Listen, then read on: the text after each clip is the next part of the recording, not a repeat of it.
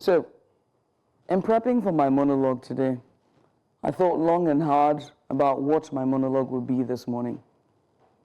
The truth is, there's so much going on in the world, and we should know that geopolitics has its long-standing effects on the world, whether it's Kemi Badenoch and her proposal of stricter immigration laws, or Trump and his numerous executive orders, and even the cancellation of USAID, the war in Ukraine, or the ethnic cleansing that is happening in Gaza, or the harsh realities of apartheid that still rears its ugly head even in present-day South Africa, as South Africa still grapples with the aftermath of a horrible past, the war and the unrest in DR Congo and South and even Sudan.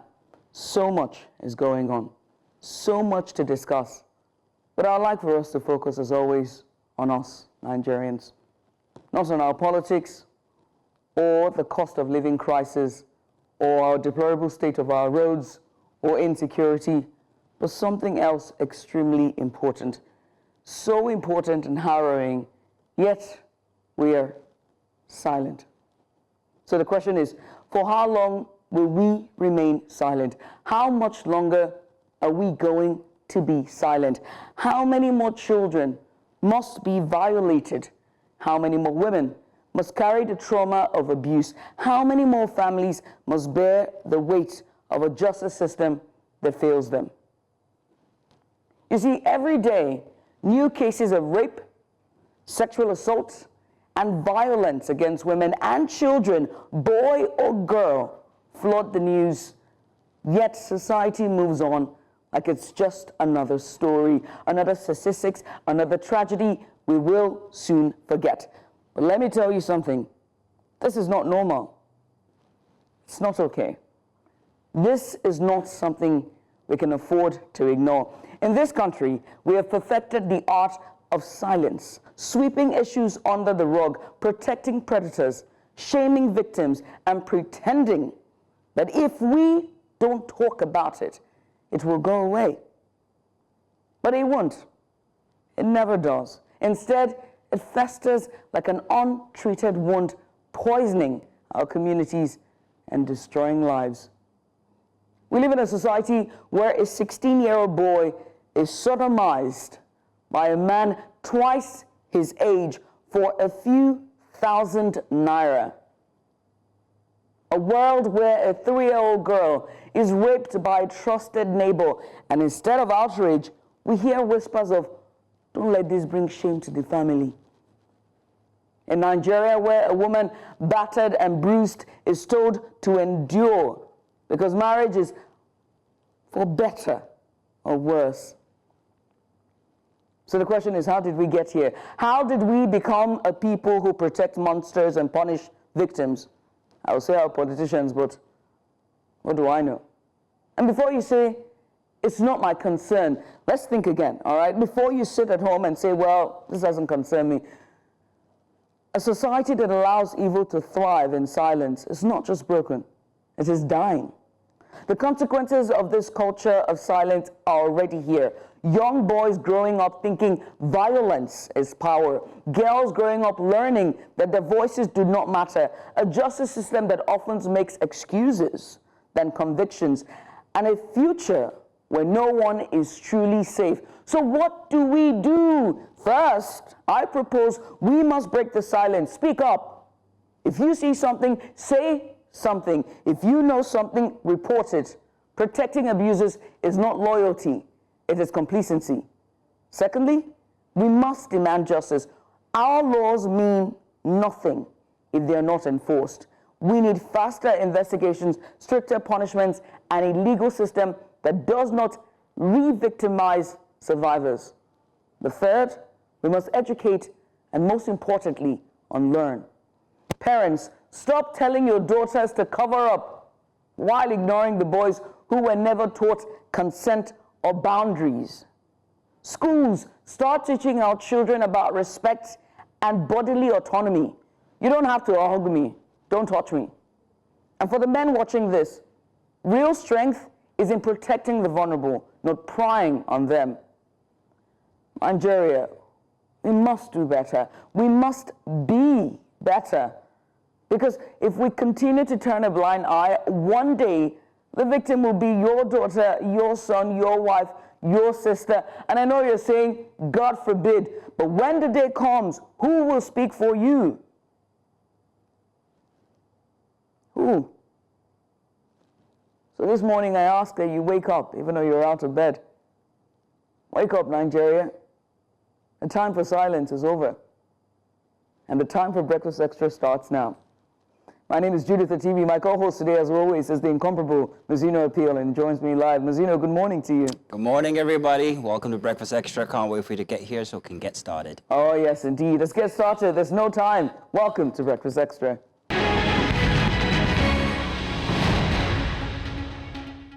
Well, good morning once again, and welcome to Breakfast Extra, where we bring you the biggest stories shaping conversations across Nigeria and, of course, Africa. There's a packed lineup for today with hard-hitting reports, in-depth discussions, and experts' insights. Now, we'll be beginning with a big report today as we take a look at, Lagos, Africa's largest city, and it's quite literally being left in the dark. Now, the Streetlights crisis has fueled crime, insecurity, and also accidents, and that's how we're going to be starting the show today. In fact, let's just do one good one for you and already show you the package that we showed during the week, brought to you by our correspondent here inside of News Central, Gbenga Agbaruwa. Let's take a look at this. Lagos in the dark. I'm here in Ojota, one of Lagos's busiest intersections, where non-functional streetlights leave roads dangerously dark. Behind me, drivers and pedestrians navigate blindly, increasing risk of accidents and crime. Now, as we turn off our camera lights, the pitch blackness reveals the harsh reality many Lagosians face daily. This report sheds light on the city's streetlight crisis and its impact on lives. Lagos, Africa's largest city, a thriving economic hub and a symbol of progress. But as night falls, larger areas of this bustling metropolis are plunged into darkness.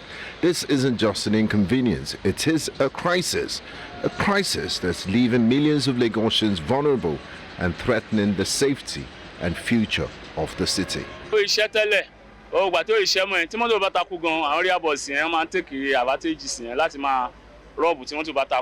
So they affect our gun. Think about what at least if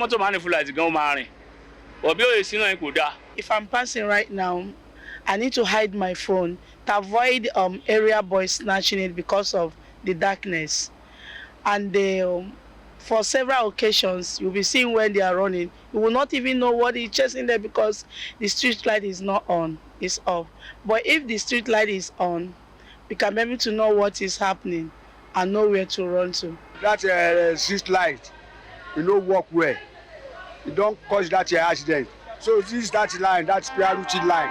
Instead that make you put that light for that ray, you know, some people they come, they enter, cause accident.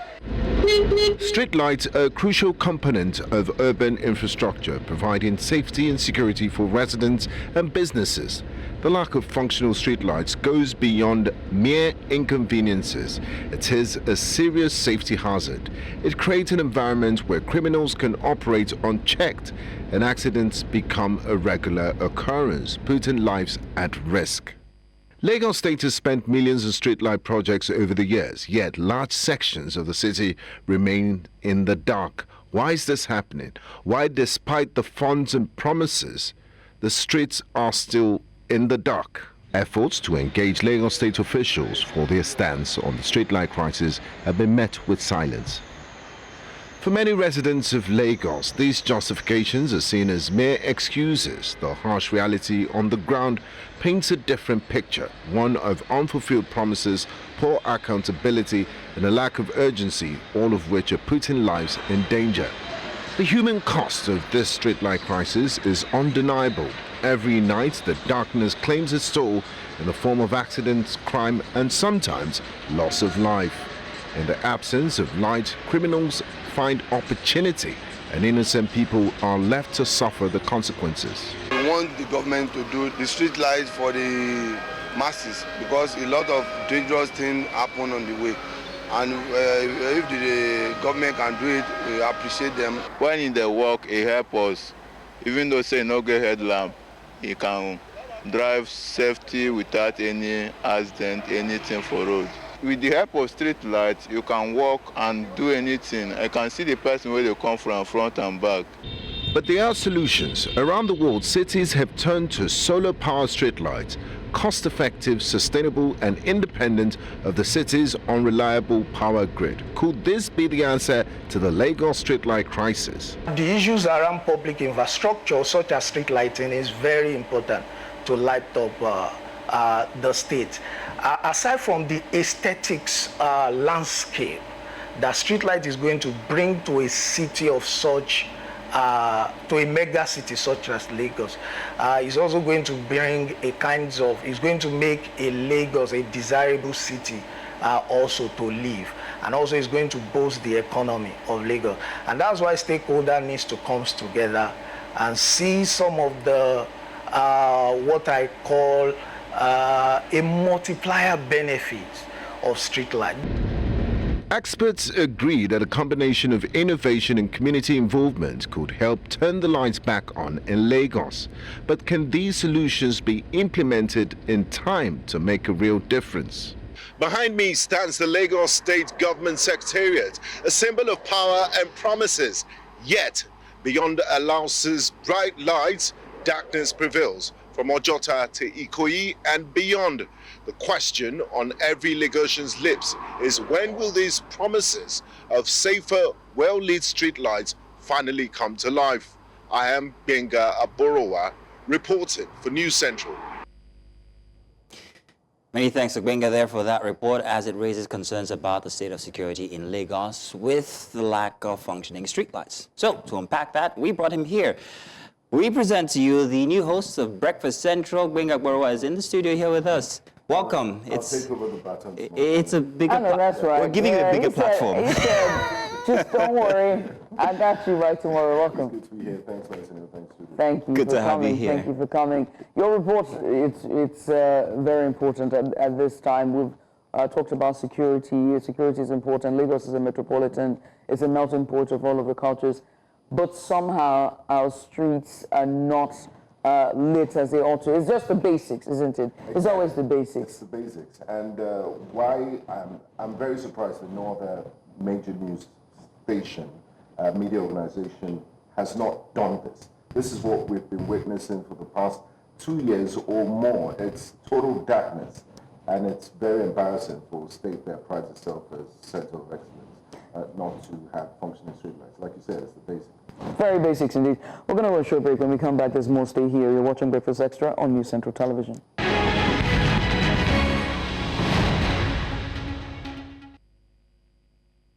And you're welcome back. If you happen to be traveling or riding across Lagos at night, what you're going to find is most likely the absence of no streetlights. So our report that we played earlier by our very own Gbenga Aborowa, it just really shed a bit of light on the streetlights commotion and just the darkness. And we find ourselves in Lagos. And he joins us live here in the studio with us. My name is Judith the TV. Of course, Moussino Appeal is here. And we're talking about basically the very basics that should be about just providing a security. And one of them is really the streetlights. And before the break, myself and Gbenga were talking about just really the streetlights. And this is the entirety of Lagos. In your report, you were you could see on the flyover bridge. You were at Ojota, weren't you? And you turned off the lights with the camera. It didn't help matters because you're so dark. Exactly. So you just blended into the background. You had to just. I know. I'm sorry. I forgive me. I apologize. That's right. But it was very interesting to see that this is actually the reality that we all live in, and we never actually. We don't consider it, Gbenga. I'm driving to work every morning in the dark, and I'm like, I'm okay. But I've been so conditioned, abused. Yes, I've been so abused that I really don't even care for the streetlights anymore. And I'm wondering if this is being taken advantage of by the government. Like, they don't care now. Silence. You know. I mean, don't take my word for it. The African Research Consortium Group conducted a study and said only 30% of Lagos streets are lit. I mean, that's terrible for a state that prides itself as a center of excellence. And if you look at the amount that Lagos generates yearly, I mean, last year they're looking at a projection of 1.2 trillion internally generated revenue. In 2023, Lagos raised over 800 billion. To put this in perspective, that's more than 23 other states combined together. They are IGR. So it's sacrilegious. These are not, it's not for aesthetics. They have functions. Street lights are basic necessity. Driving to work every day, because I come very early in the morning, it's an extreme sport. You see the street sweepers, you could hit them because they don't wear their reflector jackets anymore. The cones, the reflector thing on the cones, they're faded. So it's, I don't know how people survive. And a lot of accidents, avoidable accidents, have happened because of a lack of street lights. When we had the essay on media to the governor, Benga Koshili, late last year, or I think middle of last year, and I asked him the same question about why the street lights were not on, and he was saying that there was going to be an overhaul where they were onboarding to get street lights that are solar powered. Renewable energy. He said that, and because if you notice, most of the street lights that we have are powered by either the grid or diesel generators, right? And so he was saying that, oh, they need to move on. And I argued at the time that those things are not sufficient enough to power or lit up our roads. Do you think that renewable energy is the way to go? I mean, we've seen Third Mainland Bridge. The new Third Mainland Bridge is a classic example of what you can do with streetlights. But I'm afraid, because maintenance also, if you notice around 3 a.m. it begins to dim, and if there's no sufficient sun during the day, it just goes off. It's not that, it's almost like candlelight. So we need independent, I mean, Lagos State has independent power projects that they use to power critical services like general hospitals and all of that. This is critical state infrastructure, even if it's just the major roads. And I don't know why we're making it such a big deal. When I was doing my research for this report, Lagos State officials said, you know, the diesel-powered solutions are not sustainable anymore because it costs them about 700 million naira every month. I mean, we've not done our investigations into that, but if that's what you have to pay, if the price you have to pay for lighting up the streets, then so be it. Because, I mean, there's a clear and present danger every other day. You don't want your car to break down at some spots in Lagos. And you see government officials moving around in sirens, driving so fast, you'd almost think if they channel that sense of urgency into governance, it will be better for us. We expect better. And just do a random sampling on Twitter. Put Lagos streetlights in the search. You'll see comments like, is Lagos allergic to streetlights? And you go to neighboring, you know, oftentimes we always try to compare ourselves with saner climes, they say, in New York, in London. No, you don't have to go that far. In this same West Africa, I mean, I go to Ghana a lot. It's a place I like. Inner streets, the main roads, well lit. Kano, Republic of Benin. It's just the basic. So I guess you have to ask the question why Lagos has that problem. What's the issue? If we go down to the very nitty-gritty of it, there are streetlights. The infrastructure is there, but they don't work. Why do they not? For advertising purposes. Oh yeah, they flag. Nice. Those are the only structure that provide. So they work for advertising, but then why don't they work for the primary purpose, which is to bring to put light on the streets? Exactly. Now, is it theft? Is it misuse? Is it lack of maintenance? What is the biggest factor that is making Lagos dark regarding Number the one, lights? the political will. Because when you spoke to the essay on... Hold on, Benga. Now you're going to political will. I am sure that has something to do with it. But let's start basic now. Is it that they don't work because they don't maintain them because of political will, is what I'm saying? Nobody to write these policies. So there are elements of vandalism in it. You have people that take the copper, and that's where when you're providing this solution, streetlights, you need to involve the local community so they feel a part of the project and a sense of ownership to protect them. You have the Lagos Neighborhood Watch, those guys on bicycles. I mean, what are they doing if they can't look after them? So vandalism is the number one cause, yes, you think? We have an obsession with CCTV in Lagos that doesn't seem to do much. I mean, just yesterday, it was in the news that Lagos is installing high-speed cameras to find people that are driving. You would think this should come, I mean, the street light should be priority. Lit the streets, exactly, after you've lit the streets. And then Lagos is also trying to build an airport. They signed a memorandum of understanding with a Turkish company in Lekki.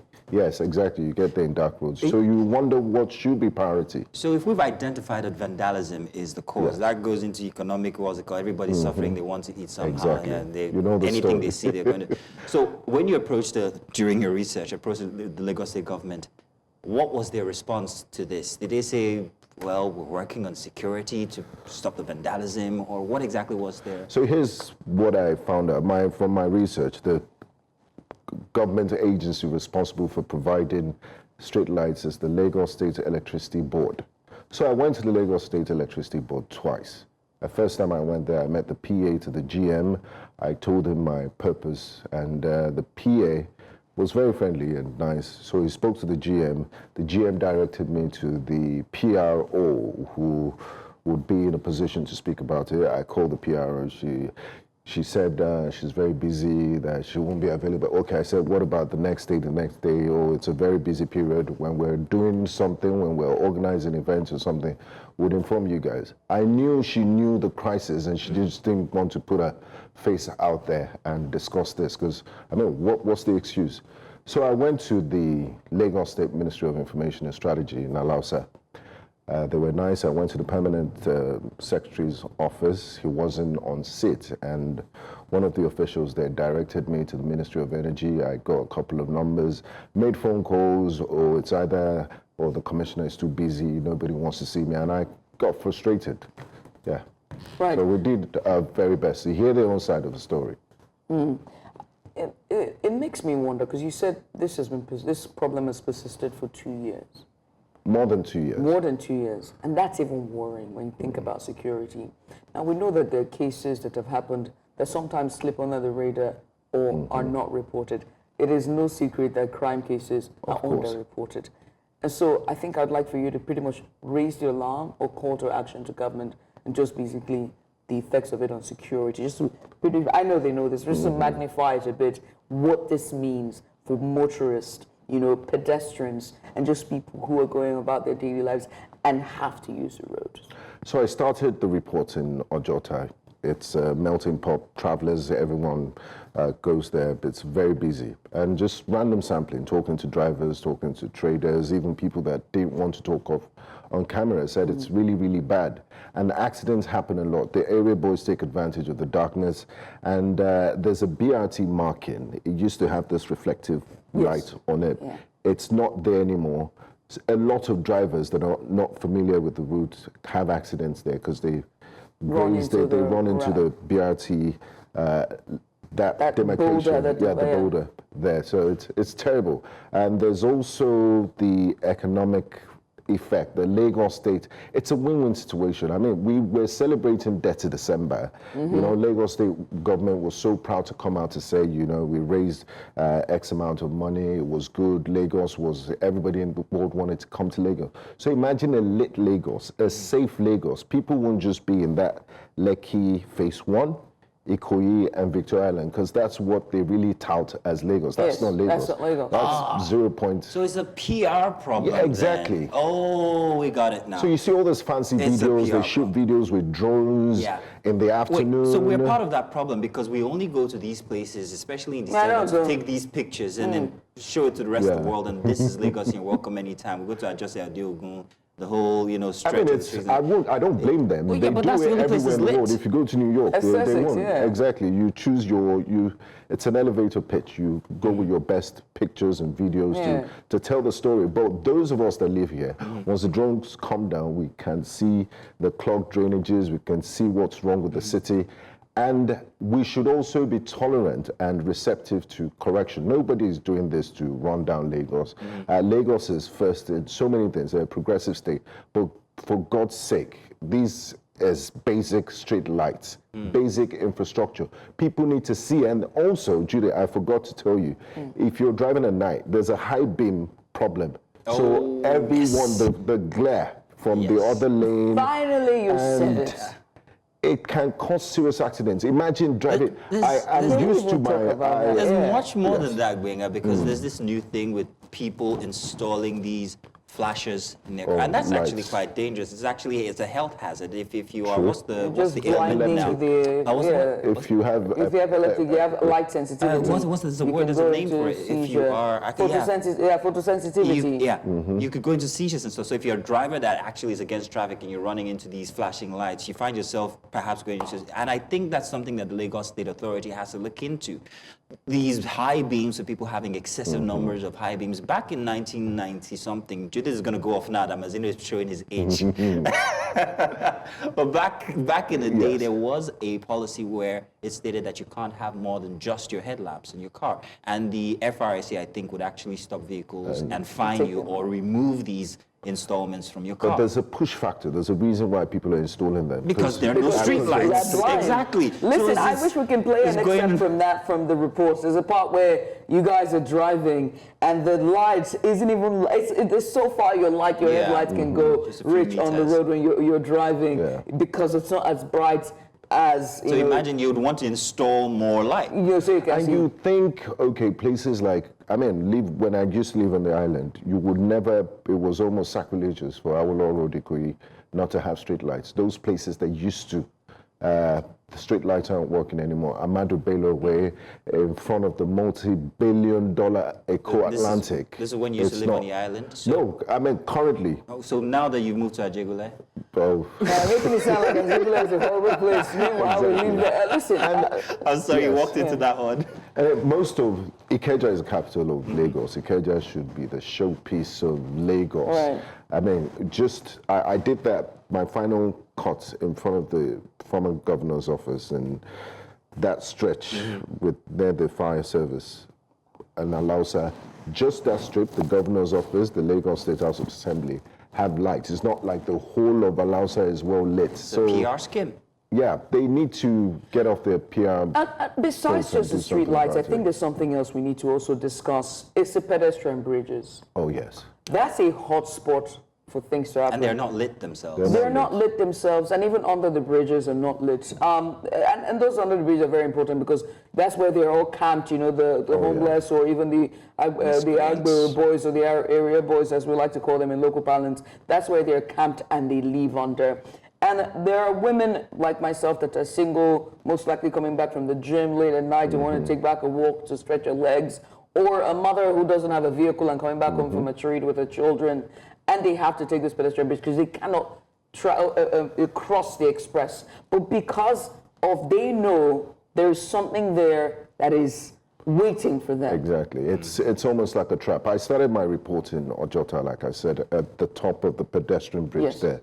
And when we were approaching the bridge, some area boys stopped us. They saw cameras and they're like, Emafualo, this, you're going to give us money, try to harass us. But because of my street credibility, that's right. You got those? No, don't be in a rush. Don't be in a rush. Let's sink into that. Did you say you've got street credit? What do you mean? Like, can you not see his hat? Are you joking? We know you, Wenga. He's the fine boy of New Central. Have you seen his hat? So I was able, me and the cameraman Demola were able to talk to them, and they allowed us to do the report. We didn't give any money, but while we were out there, I spoke to a few women, and they didn't want to talk on camera, but they said sometimes they would rather risk crossing the expressway than taking the pedestrian bridge because they're not lit. So they have to be lit. Under the bridges have to be lit with over they call it floodlights, right? So they have to be lit with floodlights as well, especially places where the bridge itself, that's the car bridges. Underneath it, there's also the roads that are going on there. Those ones are very dark. What we call underbridge. Yes. Exactly. Every place has an underbridge, which is very interesting. Oh, well, there are actually scenes for crime. Yes. And if you check every year, there is one scene, the hotspots, there's one scene where there's always a crime committed on their bridge. Now, your report now, to ask you a direct question, who is it directed to? What authority and what are we expecting to come off of it? So we're all stakeholders in Lagos State. We pay tax. We deserve to enjoy this, what they call dividends of democracy and proper infrastructure. Lagos State is the state with the highest amount of internally generated revenue. So it's quite shameful that it will find itself in this state. Number one, Lagos State government. Number two, the citizens. They need to hold government accountable. How do you know, when I came back to Nigeria from university, I had what you call reverse culture shock. What happened to you that, why are you guys taking this? Why are the roads so bumpy? Why is this not working? Why are the street lights not working? And people get used to it. So I stopped complaining. You are acclimatized. But the street lights, because I just find it very annoying. Driving at night is not safe, and it's basics, like we said. So Lagos State government, those in charge. Because look at the private sector. You have KPIs. If you don't, you have to come to work. Nigeria will be a better place if everybody does their job. Okay, if there are things that are not making you perform to the optimum, you escalate to your line manager. Your line manager will escalate to the managing director. At least you've done your bit. Why are people comfortable with just mediocrity, with the basics? We all do our jobs. So please, if you've come out to say you're going to, it's voluntary, you're going to seek for elective post and you've made promises, the least you can do, this is the barest minimum, the street lights. So provide these street lights, not just that stakeholders as ourselves, individuals and citizens of Lagos, we also have to be vigilant to ourselves. And not just that, the security agencies, the police or neighborhood watch, they also have to provide safety for these infrastructure as well. In sync. There must be a synergy. There must be a synergy, exactly. Yeah, because that's the word. Benga, well done, and many thanks for coming on and doing this. We appreciate you doing this with us. And also, we are going to still extend a right of reply to the Lagos State authorities, government, particularly we know that the essay for media for the governor, Boyega Koshile, is a friend of the house, and so we extend an invitation for a right of reply. We want to work together in collaboration to see that this is resolved for the betterment and for the future of Lagos. Eko Nivaje. All right, I got it correctly. Benga, once again. Thank you very much, Judy. Thank you for coming. Thank you very much, Benga. I wish I could stretch that far, but yeah, you got my handshake. This is where we close the curtains for this part of the conversation. But on the other side, when we come back, we're going to be talking about children's rights and, of course, so much more. Stay here. Don't go anywhere.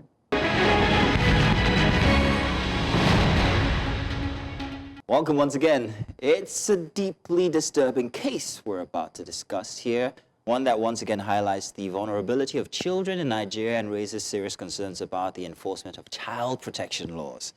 A Lagos State hotelier has been arrested for allegedly sodomizing a 16-year-old boy, reportedly offering him 5,000 naira in exchange for the heinous act. Now, while the suspect claims it was not for ritual purposes, the case itself exposes the dark reality of child exploitation and also abuse in our society. Now, this is not an isolated incident. Despite existing laws meant to protect minors, cases of sexual abuse, trafficking, and also child exploitation persist. So are the laws in place sufficient? Where is the gap in enforcement? And most importantly, what must be done to ensure that perpetrators face the full wrath of the law, while survivors receive the justice and, most importantly, the care that they deserve?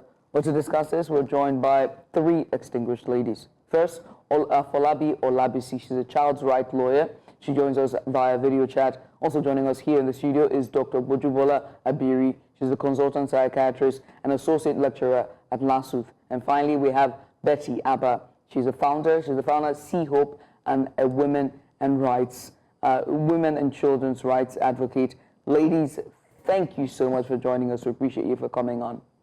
Thank you. Thank you.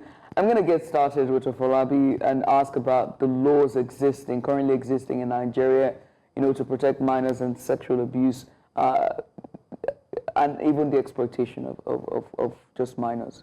Let's start there. All right, thank you very much. Good to be here. And unfortunate incidents, and of course, a lot of sympathy to the child involved and parents and all that have been affected. And the laws in Nigeria. We have quite a number of laws that talk about the rights of children and prevention of sexual abuse and exploitation. The Child Rights Act is the first major law in Nigeria, which is an offshoot of the Convention of the Rights of Children, the African Charter on the Rights of Children. So this law stipulates that any child should not be sexually exploited, should not, in terms of sexual intercourse, whether assault, whether harassment, as we call it, is all defined as sexual abuse under the law. And if you look at the child rights law of Lagos State itself, under Section 27, the criminal law of Lagos State as well, under Section 137, all these laws combined actually explicitly talk about the sexual intercourse of a child being prohibited, whether the child was said to have given consent, because a child cannot give consent under the law, whether the child was not known to be under the age of 18. So under our laws, we have repeat provisions that prohibits a child from being sexually abused. So the laws are definitely not the issues in this case, because the law is very, very clear. Whether a boy, whether a girl, a child is anybody below the age of 18, and they should not be interacted with under any guise, in any form, as relates to sexual activities under our laws. Thank you. Thank you so much. Let me come to you, Dr. Bojubola, and just talk about this case that we've seen. A 16-year-old boy, a man twice his age. We've seen the viral video now everywhere on social media. We've talked about conversations like this recurrently on this program. But this time, this is the boy child.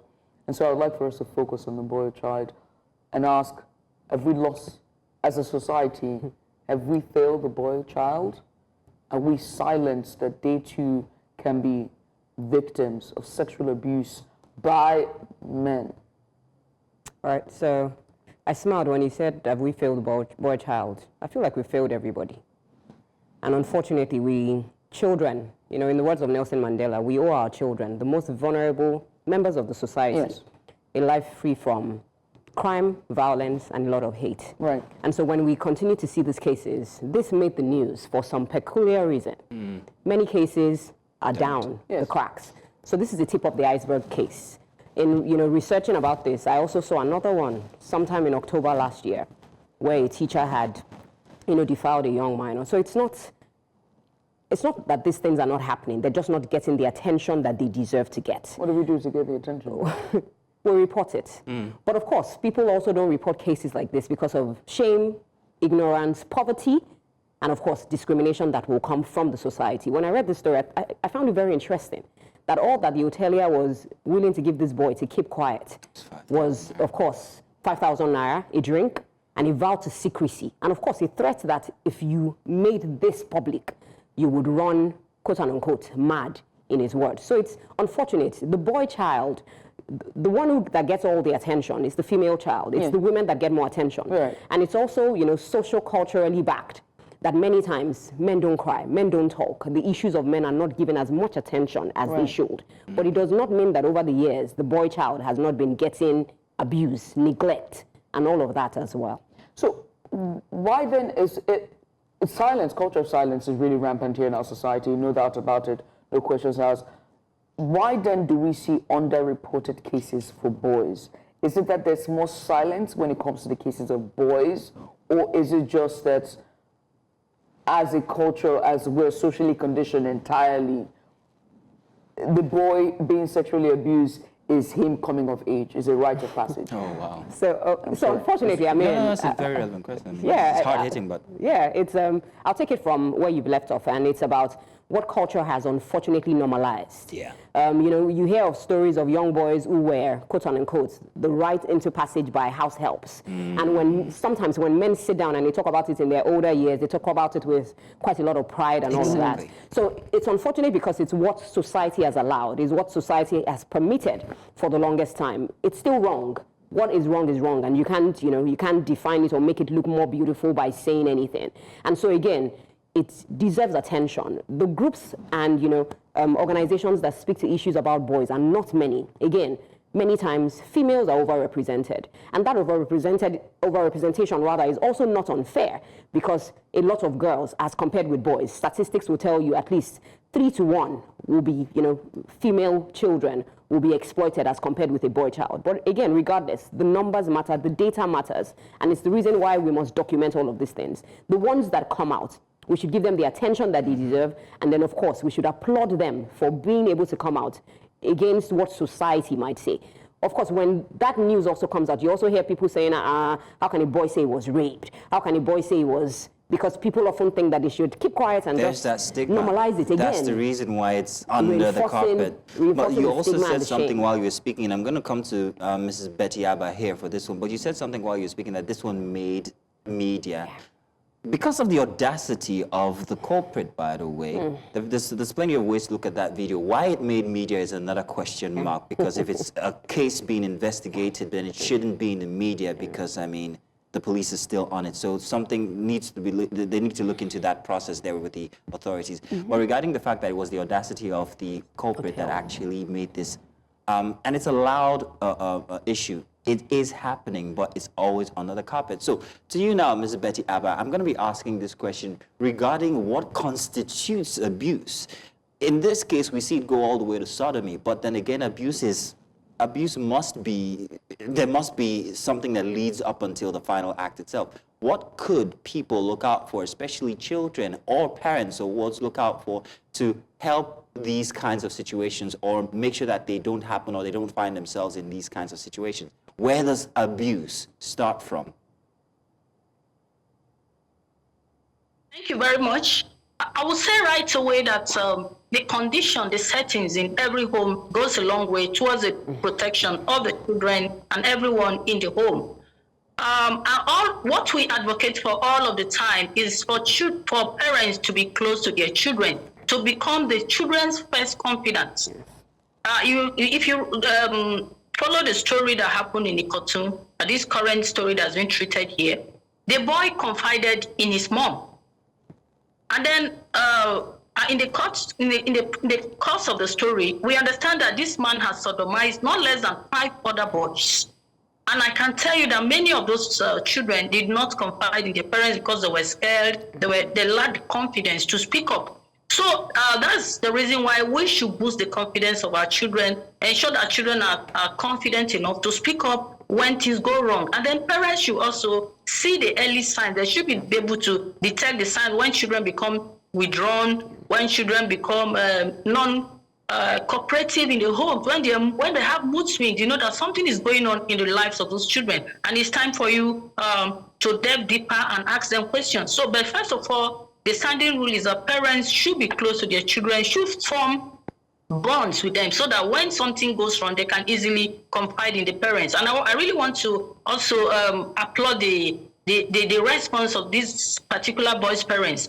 Not only that they took up the case with the police, but they were also bold enough to petition a higher authority when the IPO at the local police station decided to characteristically, typically, compromise the case. And that's what we see all of the time with the cases that we encounter. So I really want to applaud the parents of this boy, and I hope that other parents can learn from them. They spoke up. Now, earlier, one of the speakers spoke about stigma.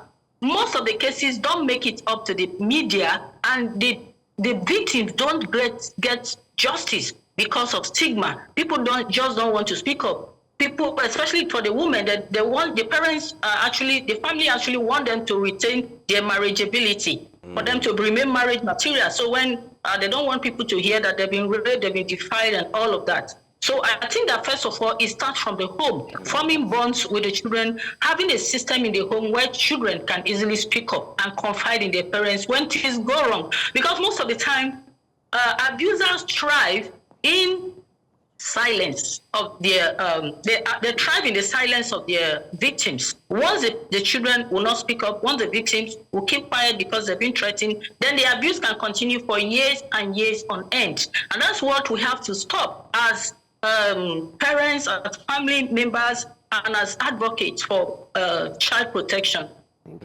All right, I'm going to extend an alliteration of this question to Afolabi. Afolabi, I'm also going to ask you, where does abuse start from? Is it until penetration before parents can start to report these cases? What are these telltale signs that in themselves constitute abuse? Abuse for a child is any form of sexual relation. And that could be words. That could be what the child is shown. That could be wrong, kind of inappropriate contact with the child. It could be touch. Penetration is child defilement, but it could be touch, which sometimes is called assault. There could be words, which we can sometimes call harassment, all classified under abuse. Usually, the abuser starts from profiling.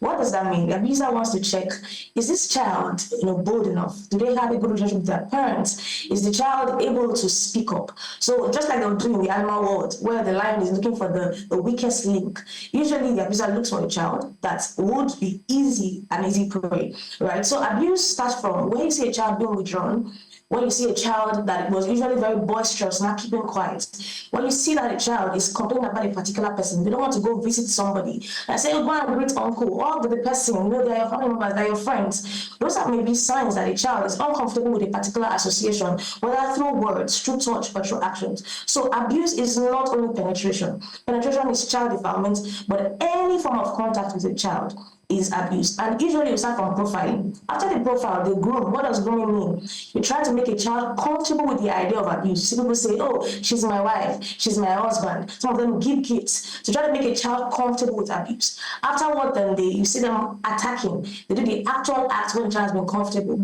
So from the point of profiling, when the child has been asked an uncomfortable question, are you a virgin? Or do you have a boyfriend? Do you have a girlfriend? A child should be able to say, oh, mom or dad, or a trusted adult. Somebody said this to me and I found it very uncomfortable. So abuse doesn't start in penetration. It starts from profiling to grooming to attack. And then afterwards, manipulation. Like the man in this case said, if he reports, so and so thing will happen, allegedly, right? So abuse is a process. And if it can be nipped in the bud, from the point where a child has been made, where an inappropriate contact has been made with a child, and the child sees that I can report to a trusted adult at any point of unnecessary contact or touch, then we are able to nip abuse in the bud. Thank you very much.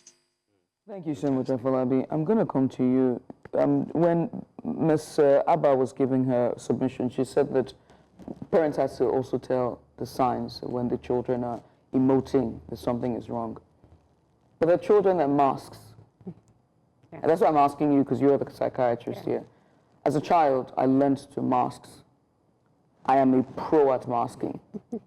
9 times out of 10, if you see me, I'm masking. The real me is, lukewarm. It doesn't really show. So I have to emote and be the larger-than-life character. And you learn that very quickly as a child. And I had to learn to mask because predators can tell very quickly who has been abused and who they can, reach out to. So then, how then can parents tell when a child is then masking? That's one, because when you flip it as well, boys also are pros at masking, right? They have it in the bag.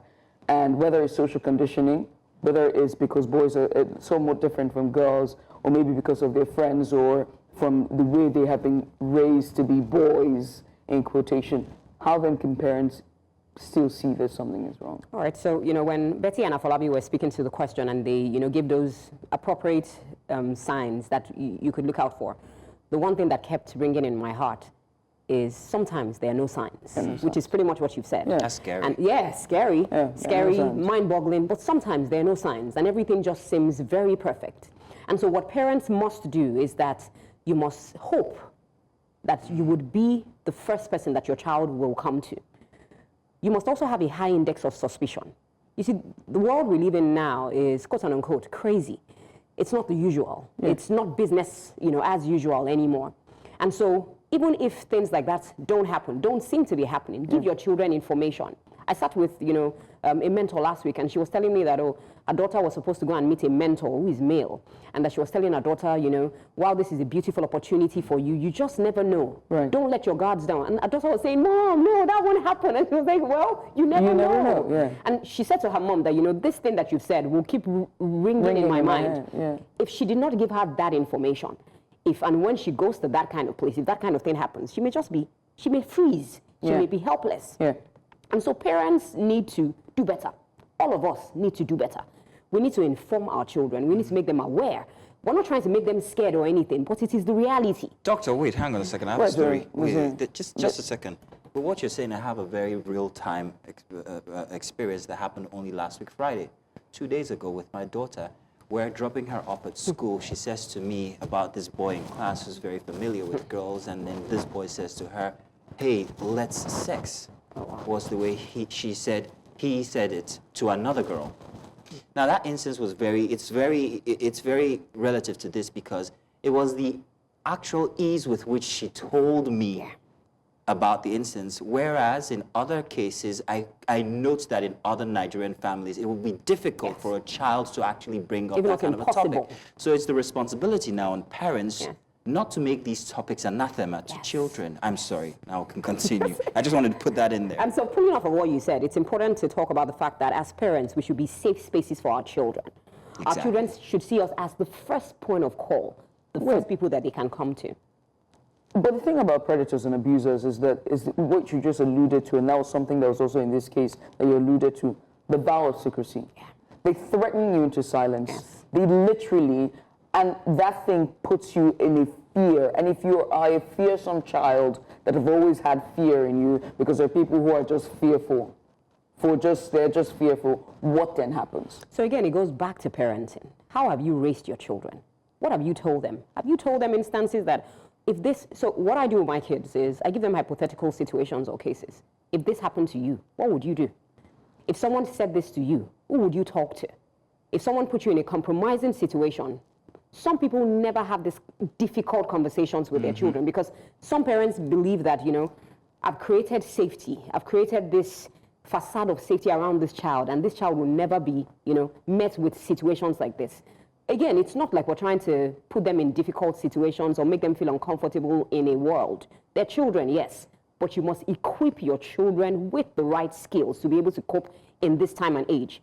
A child who is able to fall under the guise of, oh, this will happen to you, this will you would become mentally unstable, is a child that most likely has been raised in in an environment where the primary emotion it's probably fear, it's probably anxiety. And so every time they try to do something, they're driven by fear. But if your child is confident enough, has a good self-esteem, you could even have a child who has that kind of conversation with someone else, tells them, oh, don't worry, I won't tell my parents. But the moment they get home, they're also able to speak and open up to their parents. So again, it's back to, the foundations, it's back to parenting, it's back to being your children's best friend. But also, it's also hoping that your children will open up to you and trust you in difficult situations. There are times, and I'd like to say this, when my daughter wants to tell me something, she's like, Mom, I'm like, yes. She says, I want to tell you something, but don't scream. I know that. I'm like, okay, breathe in, regardless of how bad it is. Children will test you sometimes and say things like, Mom, if I said this, if I did this, if I didn't get this, would you still be proud of me? They're short moments. They're not many moments, but take those moments and build on them. Yeah. Oh, by the way, my daughter's 9. To give you context to the situation, how dire it was. Yeah. Let's come to you, Betsy, and ask. You work with civil society, right? And you're also a women's and children's rights advocate. And so your organization pretty much is working with women and children. What are the gaps in a synergy and collaboration between law enforcement agencies, CSOs, and even the government? What are those gaps? Thank you very much. I will say straight away that there are the three biggest challenges, which are the gaps, which are the stumbling blocks to having an ideal child protection system in Nigeria. Is first, the lack of information. Many people are not even aware of their rights. When things happen like that, we say, okay, let's leave it in the hands of God. And then, of course, stigma will also fuel that withdrawal syndrome. And so, lack of information, most people are not aware of the relevant laws, the Child Rights Act in Lagos, the Child Protection Law of 2017, and all of that. Secondly, the laxity, the failure of law enforcement agencies. Particularly when you talk about the police. And of course, the judiciary also plays a part, the delay and compromise and all of that, but particularly the police. Where policemen and women see a case as a potential opportunity to make money. And then they sell justice to the highest bidder. We see that over and over and over again. And thirdly, closely linked to failure of law enforcement is the weaponization of poverty. Many parents give up hope, they compromise the safety of their own children, they withdraw from litigation processes, court procedures, they don't go ahead because they are bought over. We had a case in Ipo local government where a girl had been defiled over the course of 2 years, and then she started having health issues, BVF and all of that, and we took up the case. At the end of the day, the family begged me to withdraw the case because the son, the father of the girl, was an employee of the man's son in Abeokuta, a very intricately complicated case. And I just had to withdraw back because there will be no witnesses, there will be no support from the family at the end of the day. And you see children being sent all over the country as domestic workers, underage children, and then they undergo or they face all kinds of ordeals, sexual abuse, physical abuse, and all of that, because the parents will not be able to feed them, and then they just send them, and then they are sent into the wild. So the weaponization of poverty is a major, major issue. And we cannot continue nagging and complaining except government consciously makes the living condition of each citizens bearable. Because as long as there's poverty, people cannot speak up, they can easily be bought up.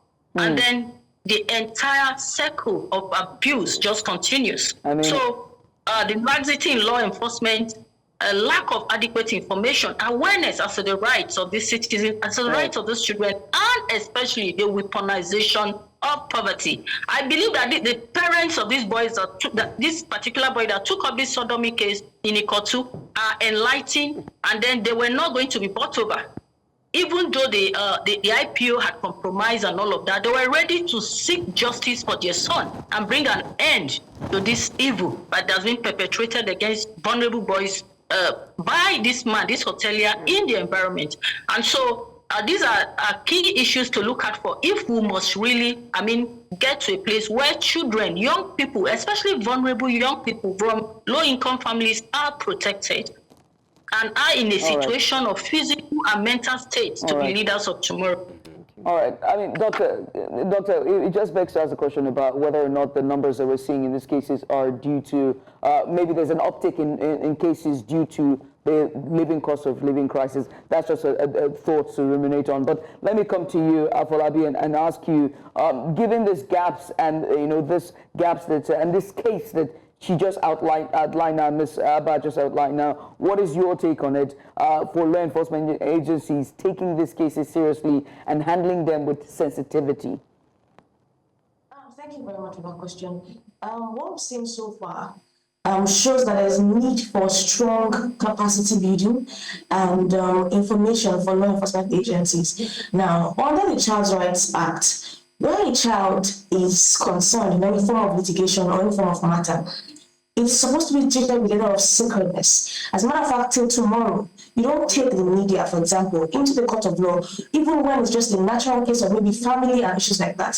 So we can see that when it comes to the rights of children and the case of abuse, a lot of sensitivity is needed to ensure that we can actually get justice for the child. Because justice for the child is not only sanction for the offender, it is that a child, after everything has been done, they are still in a good state of mind, their best interest is seen. So in law enforcement, we need to prioritize keeping our cases as private as possible when it comes to children. We do not need sensationalism. What we want for children is their protection. Therefore, we need to create a lot of awareness, a lot of training, a lot of capacity building for law enforcement. I've handled a case where a child was impregnated by allegedly impregnated by a young guy, an adult. And we went to police, and police said, forgive these people. If it was your child, what would you do? We cannot keep forgiving offenders. We have to ensure that law takes its course. And how does it take its course? The law enforcement agencies, the police, the people involved have to understand what it takes for a case of abuse like this to be done. Now, how things have been handled right now, it's very possible. I've heard about duress. Saying, oh no, it was under duress. I didn't say this voluntarily. That can affect the case in a way that this evidence may not be used at all and can affect the entire outcome of the case. So sensitivity is required. All cases involving children needs to be handled with privacy, at all levels. Thank you very much. Privacy there, because that was the angle I was coming from the release of that video, which shouldn't have been in public circulation. But however, you did note something regarding the law, and where the law actually stops in these cases is that parents don't want it to go any further because of the stigma, like has been pointed out to by our doctor here inside of the studio. But can't the law just do what it's supposed to do and go ahead and handle these cases? Must there be the interference, in this case, in quote, of the parents saying, no, we don't want it to go any further, like Madam Betty here also told about her instance there. How can the law take its own course without interference from parties who feel that, oh, we want to be safeguarded somehow from this issue? Can the law just simply be the law and take charge? Afolabi, please.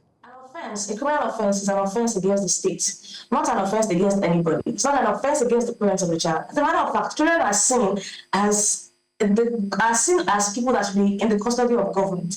They are people that are governed and protected by the government. They are not their parents' responsibility. As a matter of fact, trying an offense or trying a case of abuse against a child is not supposed to be based on the whim of the parent. However, you need evidence. A case can be thrown out of court for want of diligent prosecution because the child has said, oh, no, you didn't do anything. I was just lying. Maybe we were dating or things like that. I've heard such cases because the parents have said, see, you don't have energy to do this. So the law can take its course, but the law needs to still work in partnership with the people involved in the case. Another part of it is that where, for example, a person has reported a crime, and police says, before I can pick up the offender, you need to give me 15,000 naira for me to follow my car. The parents' involvement is now needed. See, there's no law that can be enforced without resource mobilization. And that's the problem we have right now. The police will tell you we don't have money to follow our car. For us to go and arrest person, we need money. The Ministry of Justice, the lawyers will say we don't have money to print things in our courts and all of those things like that. So if we have strong resource mobilization, where parents, where the caregivers do not need to provide anything at all, they just need to bring themselves and they are adequately protected, not that our reports and my house is taken away from me, I'm fearing for my life. There's no social protection. There's no witness protection. So it's a multifaceted issue. The law can take its course on its own, but it will only happen when the law enforcement does its part and parents can be rest assured that if I give my child and I come forward to say, okay, let's go ahead with this case, they are safe. And their well-being also protected. Sometimes the opportunity cost for reporting is that I'll just keep quiet so that I can be safe. Me and my child can be safe. So yes, the law can take its course, but it can only take its course with participation from the people involved in the case, and they need protection for them to be able to do that. Quite an insightful discussion. Hey, if you're watching and you're listening and you know somebody or you know of a case, silence is not the way forward. Please, we ask that you seek out the right authorities. There's the Lagos State the Sexual and Gender-Based Violence Agency that you can reach out to, or you can go to your nearest police and report. It's very important. Many thanks to you, Olabisi Afolabi. She's a child's rights lawyer. There's also Betty Abba, who is a child's and women's rights advocate, plus the founder of Sea Hope, and of course our psychiatrist, in-house psychiatrist, who's also an associate lecturer with LASUT, Dr. Bojubola Abiri. Ladies, many thanks for doing this with us. Appreciate you for coming on. Thank you. Let's go on a short break. When we come back, we'll switch gears to health, and this time is Toothache Day, how oral health affects your mind and well-being. Believe it or not, it does affect your mind. After the break, stay here. We have more discussions coming your way. Now, it's about your tooth. A throbbing toothache can ruin your day, best believe it. But did you know it can also affect your mental well-being? Well, today is World Toothache Day. Believe it or not, a reminder that oral health goes beyond just bright smiles. It plays a crucial role in our overall health, our confidence, and even mental wellness. Poor oral hygiene has been linked to stress, sleep disorder, and also even chronic diseases like heart disease and diabetes. Yet, many people ignore tooth pain until it becomes unbearable. So why do we delay dental care? And how does oral health impact our mental well-being? And what can we do to prevent these issues? Well, joining us now to provide expert insights is Dr. Dolapo Adekambi. She's a consultant in oral medicine and preventive dentistry department at Lagos University Teaching Hospital, Luth. Dr. Rolakbo, you're welcome to the program. Thank you. Thank you for joining us. Jealous of dentists because you guys have it just, I can just take care of my teeth right there and there. And so you guys always have these perfect teeth that I always find very, very interesting. Oh, wow. Interested. that was a covered compliment that your teeth are correct. Well, thank you. Now, many people see toothache as just a temporary nuisance, but why is it important to take tooth pain very seriously first? I will first tell you that the mouth is like the mirror to the body. The mouth is very important, and it's like a reflection of whatever is going on in your body. So you see that in the mouth. So it's important for you to take your mouth seriously, and then particularly your teeth seriously. And like you rightly said, a lot of people wait until things are bad till they come to the dentist, and it's not supposed to be so. Like you rightly said, you did a lot of research in that part, knowing that the mouth plays a very crucial role. It's been linked to mental stress, a lot of systemic diseases like heart problems, all over the body. So it's very important that you take your teeth seriously, your mouth seriously, and you don't wait till things get out of hand before you come to your dentist. And so today being World Toothache Day, we're going to talk about the importance of toothache and how it relates to your mental health and your mind as a whole. To begin, how exactly does it? Does it really affect your mind? Yeah. Mind is a long way. This is my teeth. My mind is here or here. Niggling pain, I would assume, it has a way of making you think. Yeah, to draw your mind and make you go crazy. You know what people don't understand about health? I love this definition about health by WHO in 1948. It defined health as a complete state of health, not just the absence of disease, but you have to be socially, physically, and mentally healthy. So it's not just like a complete state of disease absentia, you have to be whole. So it's an holistic definition of health. And then that is important because your tooth affects you, or your teeth affect you. Now, how does this happen? If you have pain, you will not be functional. You cannot function properly. And that's because with pain, your mental state is affected. That's the first thing. You have pain, you're not comfortable, you're not productive at work. And also related to pain are other things that can happen in the mouth. What are the things that can cause pain? One is cavities. You have cavities, caries, we call that caries, which has to do with layman term holes in your teeth. That would act like a stagnant area for food to pack. And when food packs, apart from the pain you're having, you can also have malodor. That's halitosis in your mouth. And this also will affect your self-esteem. Social, yeah. Yeah, so this can lead to like social withdrawal, neglect, and then your mental health is affected. And with mental health affectation comes release of stress hormones. And you know what? That's like it's like I'm looking for the exact word to call it, because the body is like a network of organs and a network of things happening. So you have stress, releasing stress hormones, and this goes back to your mind, and you're chronically stressed. You're just constantly that fight or flight position, like, and then more chemicals are released, chemical mediators like cytokines, and then it just goes on and on and on, and the whole circle escalates to just give a very huge thing in the body. So people like can go into depression. Mental health mess. Mental health mess. So I noticed something about, when we speak about World Toothache Day, and we're actually just thinking about the tooth or the teeth. But when you came in this morning, you made reference to the mouth as a whole. So it's not just about the teeth. No. There's also other parts and organs, even inside of the mouth, that need care as well. Some people go without brushing their tongue. Let me surprise you. Some people don't even know that you have to brush the roof of your mouth. They don't know. So what must we know regarding this so that we don't find ourselves, one problem leading to the other, a cavity leading to halitosis, leading to social issues, leading to mental health issues? So what do we need to know starting from the most basic? Thank you. So like you rightly said, the mouth is beyond the teeth. The teeth is just a part of the mouth, and then you start with your lips, and then you go into the mouth proper.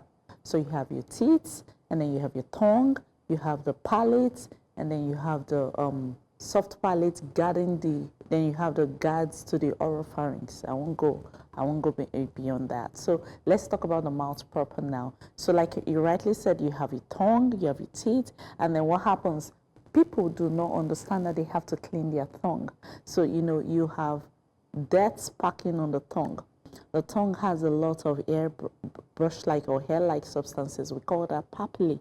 So it's very easy for that to trap dirt. And then when it traps that, the mouth generally is a lorry load of microorganisms. They are like normal commensals in the mouth, like they live there. So if you give them opportunity to fester or they could tend towards the negative side. So that's why you take care of your mouth, because there are a lot of organisms in the mouth. So if you have your tongue and you don't take care of your tongue properly, the tongue can act as traps for food substances and then for different organisms, and then this can build up to give you a furry tongue. And that is like one of the major causes of foul breath. So let's go to the teeth also. The teeth is held in the gum, and that is supported in the bone. So you have your gum, or we call it gingiva, surrounding the teeth. Beyond that, if you look deep into that, you'll see that there are some fibers that hold the teeth to the bone. And so we call that the periodontal ligament. So what you see is, you look in your mouth, you see your teeth supported by the gum. And then beyond that, you could have microorganisms go inside between the teeth and the gum and cause havoc there. So they could destroy the periodontium, which is what holds your teeth to the bone. And then when that happens, you can have shaky teeth. So we call that mobile teeth. And then your teeth start falling off. So halitosis, really, when you think about it, what then causes it? Is it bad dental hygiene? Is it toothache or tooth decay? Or is there something more to it? I'm asking because I met somebody who was saying that they had issues with gingivitis or conjunctivitis, and so they had to continue to visit their doctor because that was what was causing a certain halitosis that they had. It wasn't that they had bad dental hygiene, it was just that this was what the condition was, and it seemed to be hereditary. Is this true, or is there more to it? Well, it's not hereditary. Okay, so let's correct that. Although when we have it progress towards periodontitis, remember I mentioned the periodontium and the fibers. It could be familiar depending on the rate of progression. So we could have, let's keep it simple, we could have poor oral hygiene causing that, and we could have some familiar things like genetic, hereditary. So that's genes. There we go. Yeah. So that's talking about the advanced stage. Now let's just keep it simple. So let's start with the first question you asked about halitosis. Halitosis is very complex. It's beyond it's very complex. That means that you have things locally in the mouth that can cause halitosis, and then you have things from the body that can cause halitosis. So you're right. Internally, from inside the body. Yes, from the body, from the system. What could it be, I wonder? A lot of diseases. If you have lung abscesses or diseases, if you have kidney disease like diabetes mellitus, if you have liver disease. So not everybody who suffers from halitosis actually has that resulting from bad dental hygiene or oral hygiene. Yes, but we usually start with that first. Okay. You start from the simple before you go to the complex. I wanted to know something about oral hygiene paraphernalia, what we use. Well, you talked about, we must have good hygiene, we must use our brushes and everything, but then when you talked about the gum and the teeth, you find out that you have spaces in between the gum and the teeth itself where food actually gets into and it's not accessible with your brush. Now, when I go to the dentist, they say, don't use toothpicks. They always tell me that, but that's often the only way to access these in-betweens. So what must we know about what we use in our mouth? Are toothpicks bad? Dental mouthwash. Are they bad? Alcohol, no alcohol? What must we know about these bits and bobs that have to do with our oral hygiene? Okay. So, firstly, let me address that when you talked about the space between your teeth and the gum. Naturally, you're not supposed to have space between your teeth and the gum. So that is where your toothpick comes in, because it destroys those things that are supposed to hold the teeth to the bone. So if you keep picking on, you keep destroying those fibers, and then you create space and allow food to start packing. So that's why we tell people do not do that. It's better to floss. Yeah, it's too late for me. There's too much space there, but go on. It's never late. It's never late. The treatments that you can do, so that's where you see a periodontologist. So the treatments you can do, well, that is beyond the scope of what we're discussing today. Okay, so the next thing you talked about was? Oral mouthwash, yes. Okay. Alcohol, you debate between alcohol and no alcohol. Okay. That's because you all know the side effects of alcohol. Alcohol has drying effects. So, and this will also like affect your salivary glands in the long run. We have some minor salivary glands in the mouth, and that can also dry out your mouth, which would definitely lead to halitosis. Because, itself? Yes, itself. If you have dry mouth, saliva plays a crucial role in your mouth. You know, number one, it helps to cleanse the mouth. Naturally, you have saliva. I told you your mouth is a lorry load of microorganisms, and you have saliva in the mouth. It naturally just helps you cleanse the mouth. And then it also has some substances that act as buffers. So when you take something that is acidic, which is what naturally leads to holes in your teeth, that's because if you take sugary substances, that's like carbohydrates. Let's start with that. So that is very good substance for bacteria in the mouth to act on. And then when they act on those sugary substances, they produce acid. And this acid will now wear down your teeth. It dissolves the teeth to create holes. That's where holes come from. Then naturally, if you take acidic substances too, this naturally can just wear down the teeth. So yes, so what saliva does is saliva has a lot of substances that can buffer these acids. So are you saying there's no need to use mouthwash? Let your saliva just do its job? So let saliva do its job. So that's what I believe, and that's what I tell people. But sometimes people are not satisfied. So you just tell people stay away from alcohol and mouth rinses. And then when we want to give mouth rinses to people, we do that when people have diseases like periodontal diseases. We actually advocate mouth rinses. That is after we've done our cleaning. So we can use that as an adjunct to whatever we do, and that's what we give chlorhexidine or hexidine mouth rinses. And we usually, because these are like drugs, they're used topically in the mouth, but we give time for people to use and then stop it. You didn't finish answering the question regarding halitosis, and you're talking about the complexities when it comes to it. You said dental hygiene is still one that cannot be ruled out. Another is that there's some things that are happening internally. But what about the gum diseases? We're getting to that part. So Yes, I was distracted with this question. So like I said, it's complex, and then you have some local factors, and then you have systemic factors. And then when you talk about local factors, you're talking about things in the mouth. So let's start. Poor oral hygiene. That's the mouth that is dirty. That's the first thing you deal with halitosis. And then you go to other things like, are there ulcers or wounds in the mouth? Naturally, if people have ulcers in the mouth, they can't clean the mouth properly because they have pain.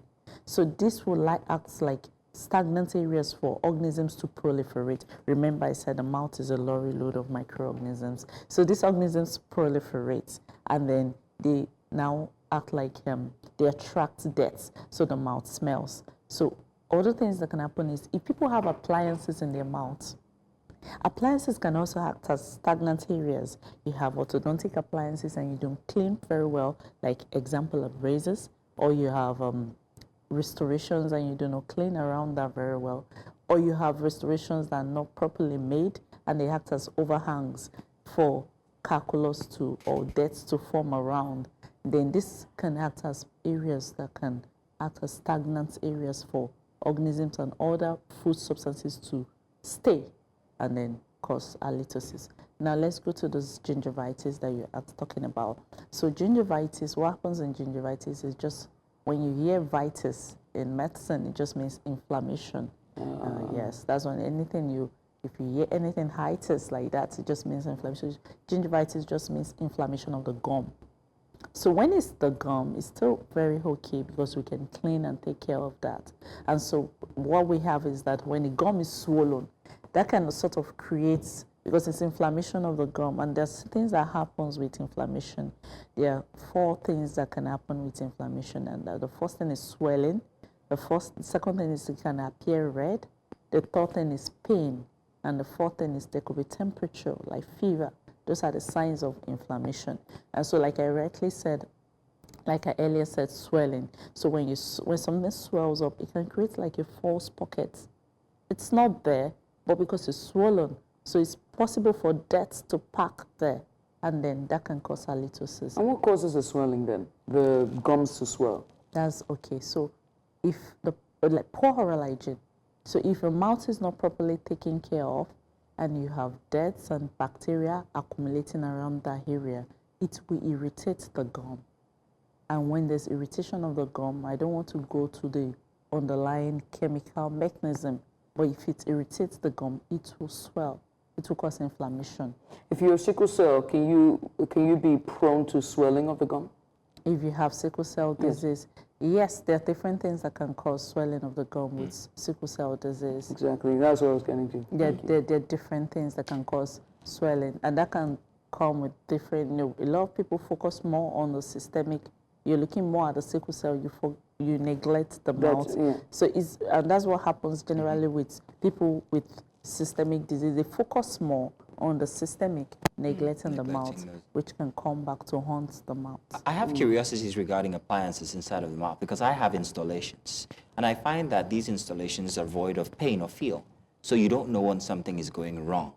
So for those of us who actually have these installations or appliances, what special care must we give? You've told us perhaps maybe not to use alcohol mouth rinses, but what more must we know?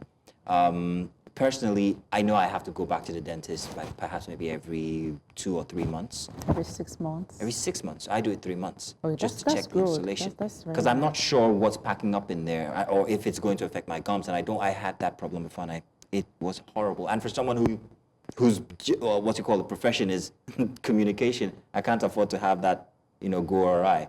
So what must we know if you have appliances or installations, particularly when it comes to taking care of your teeth? Yeah. Or your mouth, generally. Yeah, thank you. So when it comes to appliances in the mouth, you have to understand from the cleaning process first, there's a technique to toothbrushing.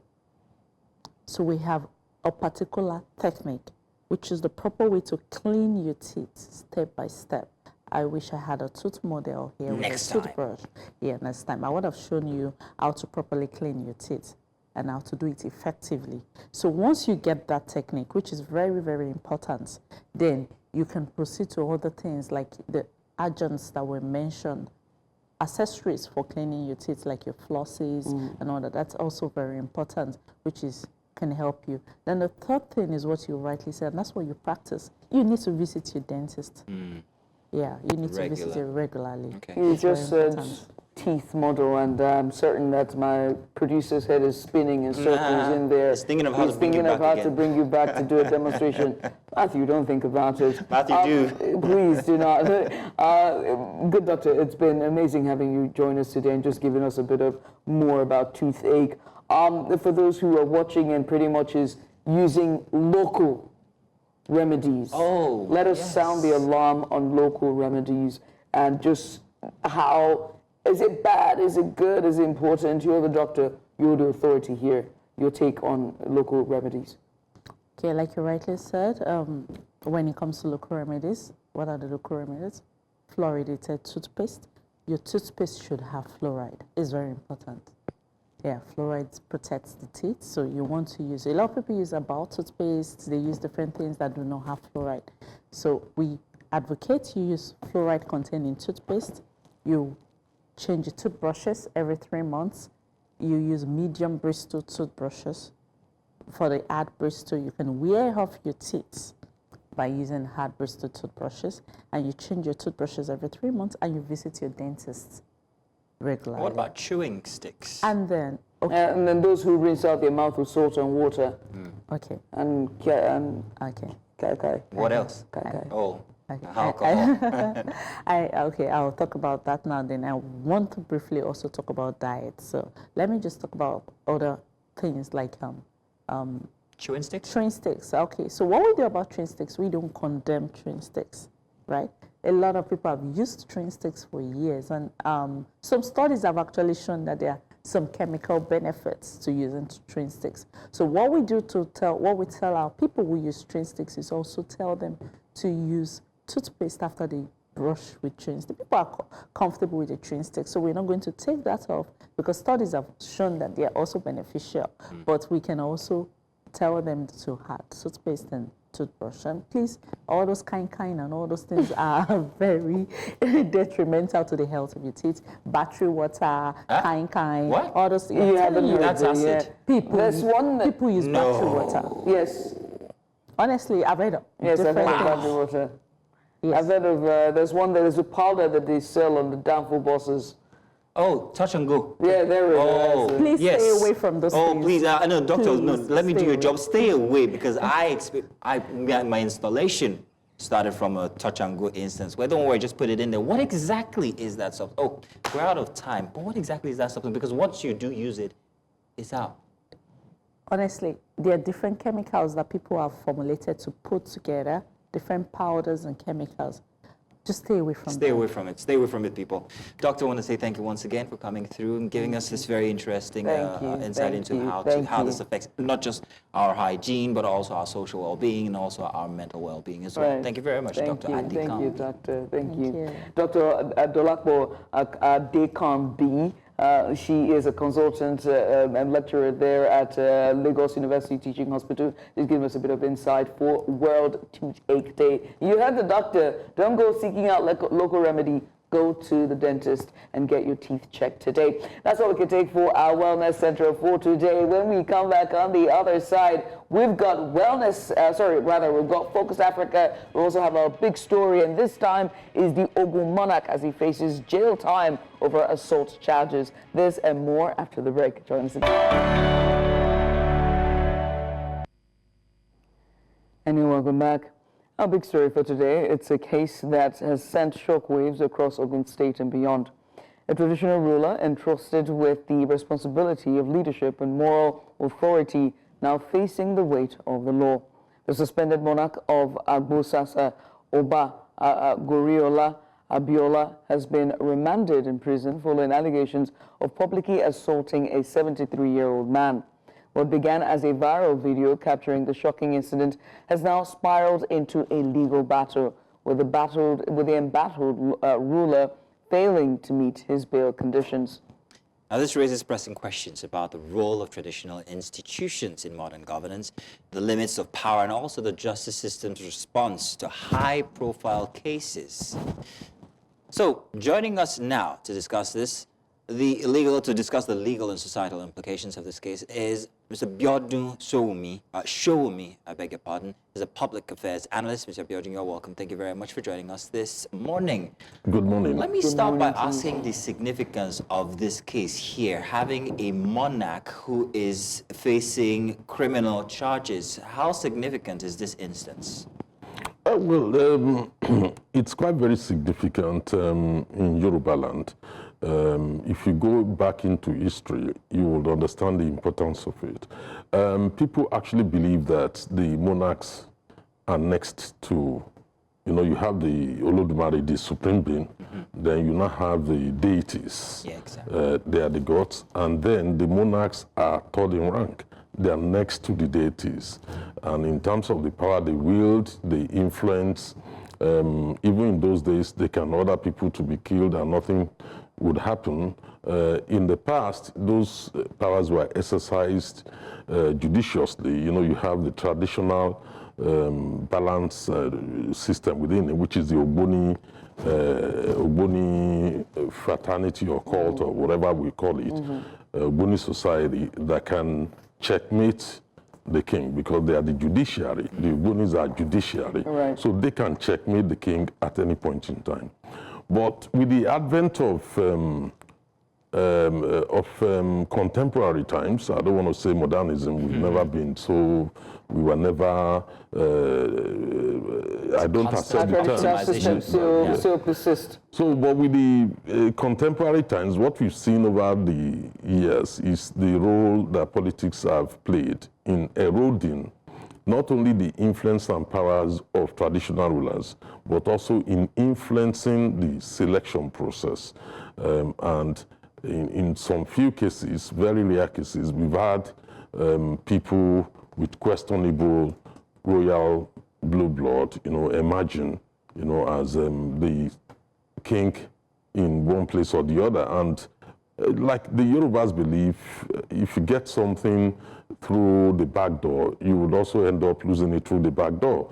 Now, this is a case of, this is not the first case. I remember there was a case in, one in Akure, where a traditional ruler, the Deji of Akure then, Oba Dari Adesina, was accused of assaulting his wife.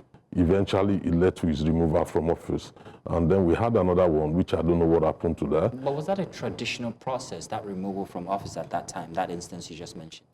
In the olden days... Did it take a traditional process, or did it take interference from authorities of the law, like the police or the judiciary? No, the current situation is, the Obas are under the local government. So a local government chairman can remove an Oba. But you and I know that will not happen without the consent of the governor. It is not just the governor that can order the removal of an Oba. And in terms of culture, is this frowned upon by the institution of culture, where you have the interference of governance in our chieftaincy issues? You see, it's always mixed. You have situations where government involvement has led to the selection of the right person by government insisting, no, you cannot corrupt the process, you have to follow the tradition and follow what the law says. Then in other cases, you've had these issues of wrong decision being taken, influenced by government, and then the courts throwing those decisions out. You remember there's a case very recently in Ogun State also involving a traditional ruler who has just been asked to vacate, by the seat by the court. So there are always, it's always a mixed thing. It depends on who is the governor at every point in time. That you see governors who are bent on ensuring the right selection process takes place. So, but in the past, we've also had things going wrong one way or the other. But the most important thing in all this is the fact that the local government has some measure of influence over the Obas, but in reality, the reverse is the case. Even though that's what the law says, in reality, hardly can you see a chairman of a local government that would attempt to depose an Oba. It's very strange. Don't forget, they are from the same community locally, and people revere their Obas more than the chairman.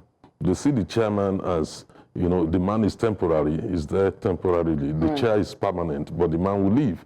So, but the Oba remains for life. So it's always a very mixed thing.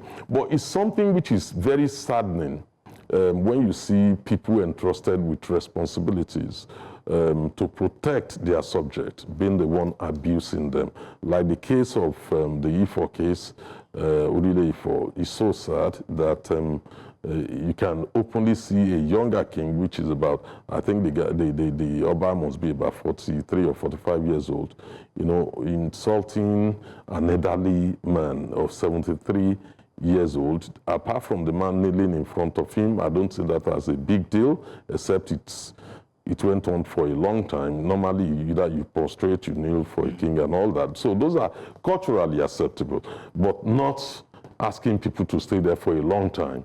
Then that becomes punishment. Then the idea of removing his cap, that's for me is an assault. And that gave the green light to the man that slapped him from the back. Right. So for me, that's not a conduct expected from a traditional ruler. And that is why I fully support the Egba Traditional Council and the governor, the government took immediate action, got the Oba suspended, and then is being processed through the criminal justice system currently. I understand he's in a prison in Ilaro currently, having failed to perfect his bill. So I think the law should take its course so that other people will take a cue from it. But the major issue is always right from the selection stage.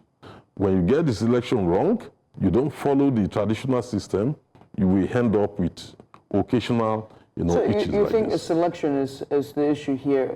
Well, let's widen this. You have excellently reeled out the history of monarchs, and especially in the Yoruba kingdom, and you've also just nicely put the intersection of government and the traditional systems, and in this case, traditional rulers. But then, where one power stops, the other begins. And you also put the power balance there, where you said that the traditional rulers, in some sense, have more sway. I wouldn't say influence and power. They have more sway on the people, on their subjects, as opposed to the government, maybe because of how long their positions are, which we see oftentimes is lifelong. But how then can we see a more leadership that is, or in this sense, the traditional system, where the leaders, and by leaders I mean the rulers or the chiefs or the obas, have more character?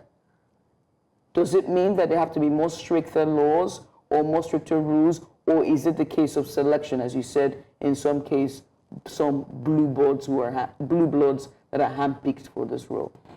Well, why the selection is important is if you have a royal, if you are from a royal lineage, you will already get accustomed to certain behavior, that there are certain things you can't do outside, even though you are not the king, you are a relation, because it reflects badly on your family and on the king. So you tend, over a long period of time to have imbibed those ethics. But apart from that, the selection process, there's what we call IPB. IPB is when an Oba is selected and has a letter of approval from the government, it proceeds into seclusion. So it depends on where you are from. In some culture, it's 6 months, some 3 months, some 1 month. Nowadays we have seen Oba going into IPB for 1 day. So what would you learn? Because the IPB, that seclusion, supposed to be a learning that's that is where you'll be taught to the expectation, how you behave, culturally, things you can do, which are acceptable, things you can do which are not acceptable. It's a grooming process. And now that some places, because you just want to be on the throne, you are now the Oba selected, you are doing IPB for 1 day. Before somebody comes rather and you than subsit. 3 months or 6 months or something. Is it duration then that is, because even those who go through the entire process, when we think about our political positions, whether they're elected or appointed, there is some level of scrutiny that goes on there. They have to go through the whole campaigning, putting out their manifestos, people going into the voting booth and vote for those that they want to select and to rule them. Same goes for the appointed. They look at their resume, look at their years of experience and see who fits the criteria and who can deliver the KPIs of that position. So is it that if they don't learn the law or they don't understand the ways of the people who have not stayed long in seclusion to understand it, that means that their character will be good or the character will be bad, or does this pertain? Because how I see it is, I think it should be individual in a sense. If you are taking a power, if you're taking a position of leadership, whether it is appointed, elected, or ordained, that automatically means that you must have a certain level of ethics and morals and character. No, there's more involved than morals and characters. What about the history of the town? What about the religion of the people? The Oba is the custodian of culture, and culture is language. And a lot of these instructions are passed in the local languages in each area. You have the traditional deities and all that. You have the festivals. It's a very rich educational process, for a king. So, which you cannot do even in a week. In a way, it's almost impossible to do that. What about the role of the fraternities, within the town? You have different types. You have the Ogbonis, you have, variants of different things? What about the cultural festivals? How these are done, how they do every single thing. So if you don't go through it, you won't understand it. What about the land belonging to the community, which is not totally different from your own personal land? All these issues will be identified, pointed out to you, because you will now be the custodian of them. That is why in some cases you see some obas, going to sell the community land, which is meant for maybe town hall or something. So these are all the issues that you learn from it. Maybe you'll be told, that's the seclusion process. You'll be told you cannot do this, you cannot do that. These are what you can do. This land belongs to the town. This is the intention for that and all that. So as we round up this topic here, I want to talk about public perception. With the case at hand, where we have this monarch being held in custody, how does it affect the public perception of the people who he rules? When he comes out, how would they address him? Would he still have that, what's the word now I'm looking for? People that have been tried for corruption are still go on to become leaders. You get what you understand, exactly. So what's the public perception going to be? In his own case, it will be totally different. You think so? If he's convicted, he's being processed through the criminal justice system. Should that lead to conviction, his position will be extremely vulnerable. He's not been able to post bail at this time. Do you think that his supervisors or his assistants, as his members of courts, will be able to help him meet bail? No, but many people were appalled. If you look at the video, many people were appalled. You're a younger man, 45-year-old, and then humiliating a 73-year-old, even when the man was begging to say that, look, I was not well. And he said, if you die, or something like, if you die, I don't mind, I'll bury you. I mean, that's extreme. Things you don't expect from someone who is not even a traditional ruler. If you say you are not well, I should even, empathize. Yeah, lies, all that. So the issue is more than what we're saying. I know it's down to the government. The government has taken the initial step of protecting the community by suspending the Oba and ensuring that it's processed through the criminal justice system. So at the end of the day, if he's found innocent, there's nothing anybody can do about that. If he's convicted, I'm sure that there is no way an Oba will go to prison in Yoruba land and then will be allowed to stay. I cannot see that happening. Our governments are more responsive to issues like that, so that there is nothing like being victimized or anything. You're going through the process. If should it lead to conviction, then you should know the results. Mr. Biodun Showumi, I want to say a very big thank you. I think that was an education. But thank you very much for also giving us the real nitty-gritty into culture of the circumstance here. Thank you. Thank you for having me. So we've got sports coming up, and I think Udoka is standing by, absolutely standing by, ready for sports. Udoka, how you doing, man? I'm very well. Good morning. Grant, good morning. Did you find what you were looking for this morning? Because I helped you search. Yeah. Found it? All right, cool. I did. Let's do sports, please. Thank you very much. Let's talk sports as Nigerian boxers delivered a dominant performance at the WBC ABU Amateur Boxing Tournament, which was held at the Molade Okoya Thomas Indoor Sports Hall of the Teslim Balogun Stadium in Lagos. Now, out of 22 finalists across 11 categories, 16 were Nigerians, with 10 securing victories. Held over 3 days, the final bout of the tournament on Saturday saw Nigeria's Sahid Jimo outclass Togo's Akumani Clement, with the referee stopping the contest in the third round. This was my first participation in a competition. I've been hearing he said he was the #1 in Africa in 60 kg category, but I'm telling them, well, it can be, but I've never met him before. Any day we met together, I'm going to beat him. I'm going to take the position of #1 in Africa. It's my training, nothing else apart from my training, because what my coach has been teaching me, so I put everything in practice. So I always tell my...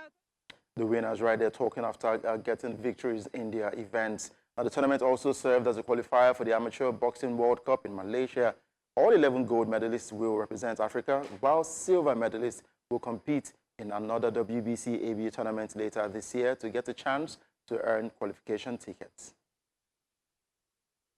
In football, Brighton knocked out Chelsea, knocking them out of the FA Cup with a 2-1 comeback win in the fourth round, while Manchester City survived a scare to secure a 2-1 comeback win against third-tier Leyton Orient.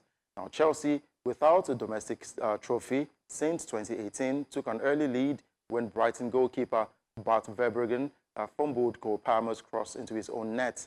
Brighton equalized through Georgino Rota's header before Karo Mitoma sealed the victory in the 57th minute. At Brisbane Road, Leyton Orient stunned City with an own goal of Stefan Ortega, but City equalized through a deflected Rico Lewis shot before substitute Kevin De Bruyne secured the win 11 minutes from time. And moving on to the La Liga, Kylian Mbappe's second half strike earned Real Madrid a 1-1 draw against Atletico Madrid, keeping Los Blancos top of the La Liga table. Atletico Madrid took the lead through a controversial first-half penalty converted by Julian Alvarez after a VAR review deemed Tchouaméni's challenge on Samuel Lino a foul. Real Madrid, fielding Mbappe, Vinicius Jr., Jude Bellingham, and Rodrigo in attack, dominated the second half. Mbappe capitalized on a loose ball to level the scoreline. The result leaves Madrid 1 point ahead of Atletico Madrid, while Barcelona can close the gap with a win against Sevilla. Moving on to the Super Bowl 59, it will reignite the rivalry between Kansas City Chiefs and the Philadelphia Eagles at the Caesars Superdome in New Orleans, the most frequent host of the NFL's biggest game. Now, the two teams last met on this stage in 2023, adding further intensity to the upcoming clash. As the most anticipated event in American sports, the Super Bowl commands sky-high ticket prices, forcing fans to spend thousands on game access and travel. And some die-hard supporters are willing to pay over $10,000 for the experience, while others are frustrated by the rising cost. Despite financial burden, excitement remains high as the Chiefs and Eagles prepare to battle for football's most prestigious title. For almost $7 grand in money spent per person, but we're also having a good time. Yes. So, once in a lifetime experience, worth the price. Didn't think I wanted to spend the money, honestly, but being a diehard Eagles fan, fly Eagles fly, I just couldn't resist it. So. I was looking forward to the Super Bowl clash later tonight between the Chiefs and Philadelphia. And also, we'll get to bring you all the results as they come by. Now, that's a wrap on Sports Update on Breakfast Extra. Hello and welcome. You're watching Breakfast Headlines here on News Central Television. I am Judith TV. And we begin with political stories from Nigeria, where former Kano State Governor Rabiu Musa Kwankwaso and ex-Osun State Governor Rauf Aregbesola held a marathon closed-door meeting in Lagos on Saturday. The high-level discussion, which lasted several hours, may not be unconnected with the political strategies ahead of the 2027 elections. Though details remain undisclosed, sources say both leaders explored potential alliances and key strategies for the upcoming political cycle. Kwankwaso, leader of the Kwankwasiya movement, and Aregbesola, a prominent APC figure, have both played major roles in Nigeria's political landscape. Meanwhile, National Chairman of the New Nigeria People's Party, NNPP, Agbo Major, says the expulsion of Rabiu Kwankwaso and his faction remains valid. Kwankwaso's group had rejected Tuesday's national convention in Lagos, calling it illegitimate. However, at a press briefing in Abuja, Major insisted the convention was backed by a court ruling. He cited a November 2024 Abia High Court judgment that placed the party under its board of trustees. In the meantime, the chairman of the Senate Committee on Customs, Excise and Tariff, Senator Issa Echuchu, has lauded President Bola Tinubu for approving the establishment of the North Central Development Commission. Echuchu, speaking through his media aide, Mikhail Ibrahim, called the initiative a landmark achievement that addresses the region's unique challenges and promotes economic growth and infrastructure development and social welfare. He also expressed that the region feels vindicated for supporting Tinubu in the 2023 elections. Echuchu emphasized the importance of collaboration among stakeholders to ensure inclusive development, particularly for youth and marginalized communities, while commending the senator's role in the NCDC's creation. The death toll from a recent jihadist attack in northern Mali has risen to 32, according to local sources. The attack, alleged to have been carried out by extremist groups operating in the region, targeted both military and civilian sites. The violence took place in the restive northern regions, which have long been plagued by insurgent activity. Many of the casualties are reported to be soldiers, although civilians were also among the victims. South African civil rights group AfriForum and its sister institutions say they will not leave South Africa. Now, this comes after U.S. President Donald Trump signed an executive order against South Africa in relation to its Expropriation Act and South Africa's case against Israel at the International Court of Justice. The group, however, expressed its great appreciation for Trump and its U.S. recognition of what they say are injustice to which Afrikaans are subjected in South Africa. We see our future in Africa. Our people in Afrikaans, the Afrikaner folk, became a people here on the southern tip of Africa. We did not develop elsewhere. We are not Europeans. We are indigenous to this people and to this country, and we are going nowhere. We want to also show appreciation to President Trump, as well as of course the US government, for recognizing and identifying the discrimination that Afrikaners are experiencing through racial legislation, through the BLA Act, through threats to property rights. Of course, hopefully that would help to also urge the various parties also in this country to go to the negotiation table to find amicable solutions that's in the interest of all in the country. So that we will do, but we have to state categorically, we don't want to move elsewhere. We are not. Kenyan President William Ruto has called for an immediate cessation of hostilities in Eastern Democratic Republic of Congo, DRC, as regional leaders converge on Tanzania for a peace summit. Addressing the ongoing conflict in the region, Ruto urges all armed forces to halt their actions and take steps towards meaningful dialogue aimed at restoring stability. The summit, which brings together leaders from several East African nations, is focused on finding a peaceful resolution to the escalating violence, with Ruto emphasizing the importance of collaboration to end the crisis and foster lasting peace in the DRC. And that's all we can take at this hour for Breakfast Headlines. Make sure to join us at 12 noon for the full bulletin. You're welcome. Now, let's go into another conversation here this morning, and it's about female genital mutilation, FGM.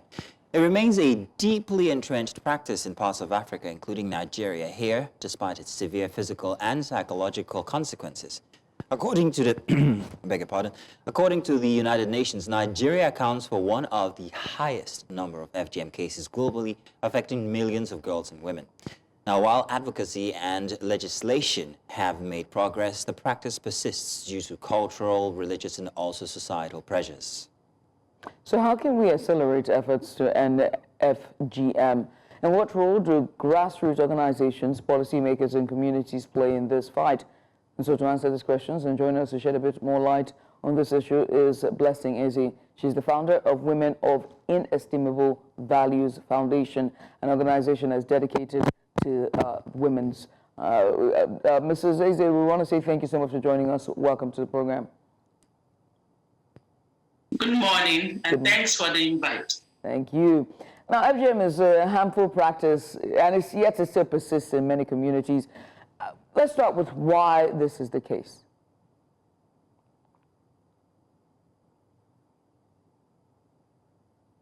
Sorry, please, can you recap, please? Why does FGM still persist in our communities? It is because of probably our culture and the belief of our parents and their community leaders. You know, when we talk about FGM, we're talking about removing the external part of the female genital. And in our culture, believe that involving in that practice will help to prevent the female child from being promiscuous. So I think this is one of the reasons why it is still rampant. Most parents believe that if they should involve in this practice, they are helping the girl child not to be too exposed to sexual immorality. They are helping the girl child to be free from, how will I put it now, to be wayward when it comes to involving in some sexual practices. And I think it is a wrong mindset, and it is a wrong mindset, it is a wrong belief. And as long as our parents or our leaders believe that FGM will help to fight against sexual immorality, they will keep practicing it. And so many cultures too still believe that doing it is helping the girl child without knowing the repercussion, the disadvantages that are being involved in practicing FGM. Thank you. So, Blessing, if I was to ask in terms of percentage now, how many people do you think currently walking the streets, let's use Lagos as our containment area, have experienced this? And how prevalent is it still in our cultures with girls being exposed to this mutilation? In terms of percentage, how many people have gone through this, and how prevalent is it still in our cultures? According to an article published, I think we heard that 20 million women and girls, not in Lagos, I don't know the statistic presently in Lagos, but 20.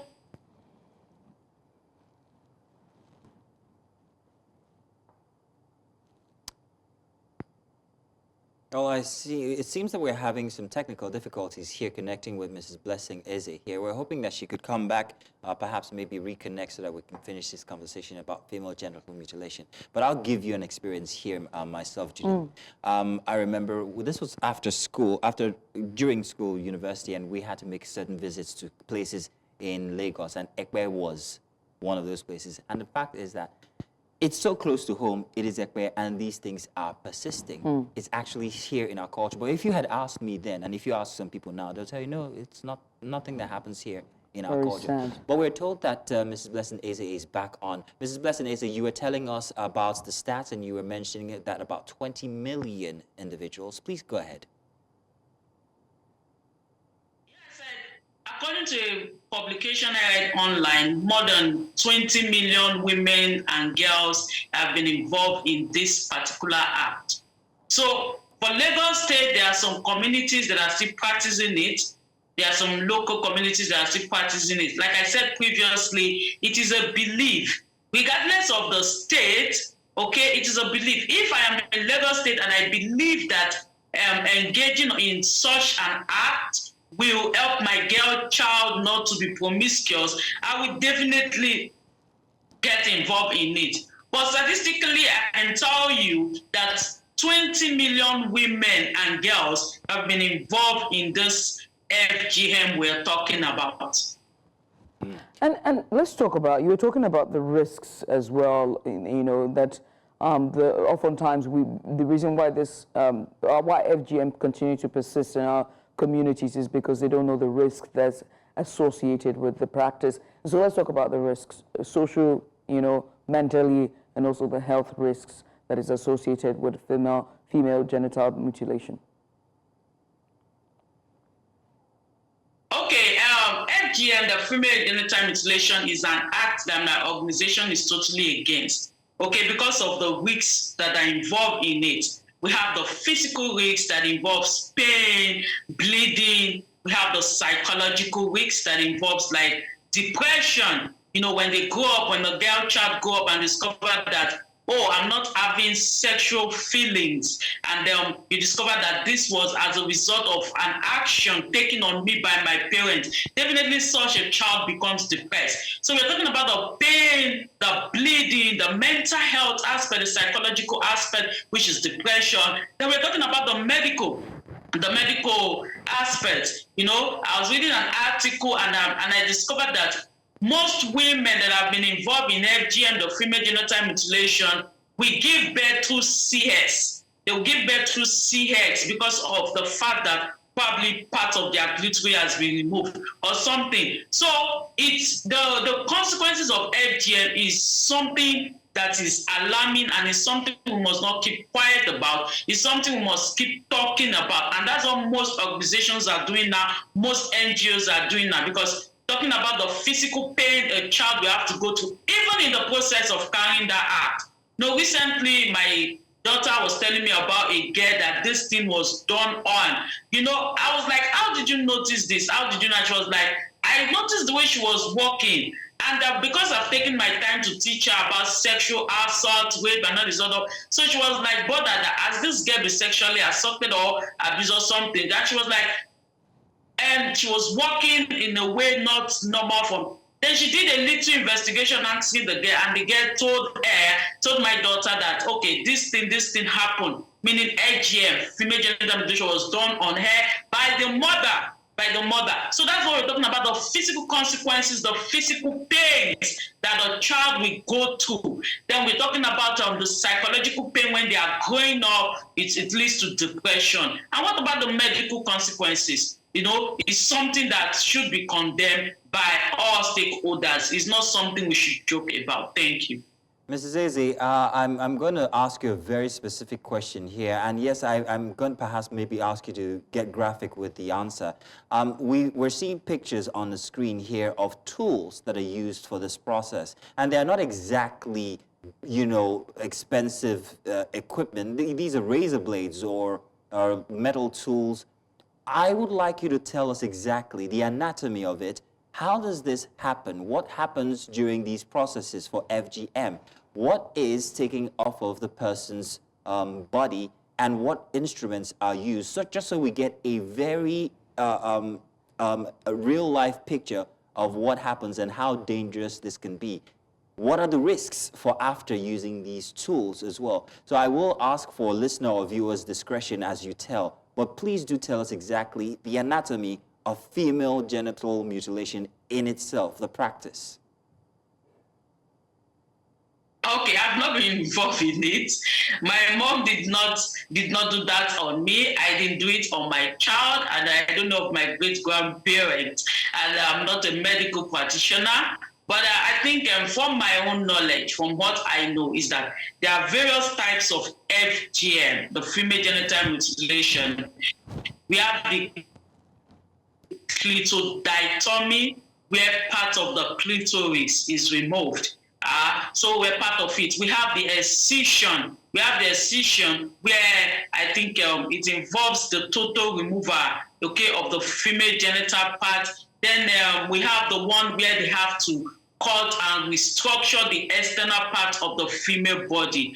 So I think it is the tools or the instruments that are being used. I think they are, like you said, they are common instruments where you can get from probably a pharmacist, a shop, the blade, because it is something that is being done at home by a group of women. The cultural, I think they know the people that do it. So it is, there are different types. We have the infabulation, the excision, and we have the clitoridectomy. And those three types involves removing either the full part or the partial part of the female genital organ. And telling me to express, I didn't get that question very well. But the express is being done, is being removed. It has to be a practical. That and you have the picture and the video already with you. It's a practical scene. So the way it's been done, you have to bring a child, and that's the picture you have. You've done fine in explaining exactly what essentially how these things are done. However, now based on this picture or image that you've created for us, what are the risks, infections, just so people are aware what these children risk going through? And also, I noted that you talked about the fact that sexual sensation is essentially taken away from these individuals once these things are done to them. So please go ahead about the risks. Okay, of the weeks, I think the weeks are part of the consequences stated previously. When you're talking about the weeks of involving in this particular one, you're depriving the child of sexual pleasure. And that this is the reason, or the number one reason why most African parents involve in it. I don't want my child to get spoiled. I don't want my child to become pregnant out of wedlock. I don't want my child to start following different men. To be honest with you, this is the major reason, the number one reason why most of our parents get involved in this. Should I say is the it's not a devilish act, this particular problem, the social problem. This is because of, oh, let me use it to make my child not to have feelings. Like somebody said, a woman that got involved in it, and some women that have gotten bad experience or experiences with men, you know, we see it as, okay, let me get involved in this thing so that my own girl child will not go through what I have gone through or what I am going through. So the risks involved, we have pains, of course. The child is going to feel pain. The infection, you know, is when something is not done under medical procedures where people can do it. Like the girl I talked about previously, the mother did it and I was told it was done at home with some women, you know. So the infection you talk about is part of it, depriving the child of sexual pleasure, which should not be done, is also part of it. The depression, when a girl child starts growing up and she discovered that I cannot have feelings, or the way I ought to have feelings. Definitely they have feelings, but it's just minimal. I cannot have feelings like the maximum feelings I should have with my partner. What about marital problems that these things can bring? Of course, you know, sexual intercourse is part of the marriage institution. If a girl child does not have those feelings, and probably the husband is always wanting her, definitely the husband can go out and have the side chick you people know about or call. So, and these things.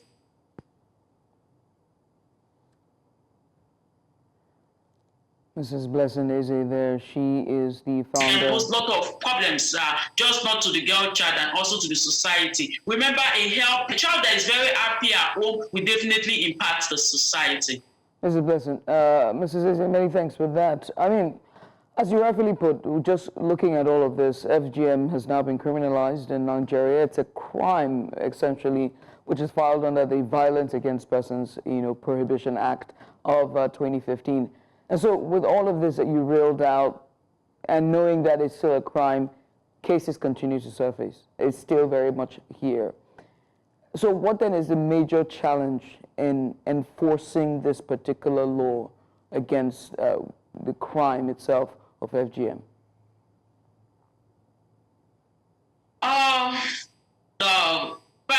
The problem is, do we see it as a crime? That's just it. That our law enforcement agents, the law enforcement agency, have they been educated enough to see this? Yeah, it's a crime. There are laws. We have the Child Rights Act laws. We have the VAP law, violence against. We have the 1999 Constitution. All these are against FGM. But the truth of the matter is, even when we're talking about sexual abuse, sexual rape, there are still people that are involving in this practice and they are going scot-free. Of course, you say, why is it not something that people have been arrested of daily? It's not something very common. Number one, I would say, I will ask you and I'll ask myself, do our law enforcement agency, do they have the knowledge about the law, what the law says about this particular problem, but do they have the idea, do they even have the knowledge? Do they have the knowledge that, okay, this thing is a crime? That is the first question I'm going to ask. Do they have the knowledge? I would definitely say maybe no or yes. Some do and some do not. I think, was it 2011, there was a case of this particular agent that was reported. And we discovered from the reports we got from the victim, she said they were making jest of her. They were laughing at her, that you should be happy that your parents are helping you to be a good child. Because if they don't do this to you, you start following men, do you want to give birth out of wedlock? And actually when she brought the report, I was like, what? No, we had to follow up and do some some educating, whatever, to educate them and things like that. So, number one, do people know this thing is a crime? That's the first question. Number two, of course, we know when you report a problem to our law enforcement agent, there are some that when you follow up, you get justice. There are some that when you follow up, you might not get justice. Should I say corruption? You know, when the perpetrator of that act, he or she is able to bribe his or her way out of that particular thing. These are things that are very common. These are things that are common. Corruption, you can bribe your way out. Okay, the person involved in this can just bribe his or her way out, and they might not be able to get justice for the victim. Then inadequate knowledge. Inadequate knowledge of the people. Most Nigerians do not even know there's a law that is against this. Inadequate knowledge of the people, the citizens, inadequate knowledge of our law enforcement agencies, and probably corruption that is so rampant in our system. So I think these are the few points I'll be able to raise for now. Thank you. That's plenty points enough. Mrs. Blessing Eze, let's talk about rescuing the situation. You paint a very grim picture about the fact that it's normalized in certain instances, especially with the one where the girl's friends were actually telling her that she should be happy her parents are trying to help her. So it's actually being normalized, and that's a very scary situation. However, what are authorities doing currently? Are there authorities on ground that are taking on this duty to make sure that this thing is a thing of the past? Here in Lagos, in Nigeria, where do people go to find, to be rescued of these kinds of instances? Okay, yeah, there are authorities on ground. We stated 3 laws that the federal government have already put in place. When there is a law, a particular act becomes a crime. So the federal government has already put in place the VAT laws, the Child Rights Act laws, the 1999 Constitution, which makes FGM now a crime. So, like, if we can educate the people to go and report, you know, you can report even at the police station. Yeah, our police are wonderful; they are doing their jobs. So let's give them kudos. Okay. So there, if you can report, you know, one thing most Nigerians do not understand: reporting a case is more than just reporting and writing. When you report a case, ensure you follow up with your lawyer, and also insist you want the case charged to court. Reporting at the station, sometimes, if you're not willing to follow up on that case, they might not charge you to court. And remember, you cannot get justice when a case did not get to court. The police have limited rights to prosecute an offender.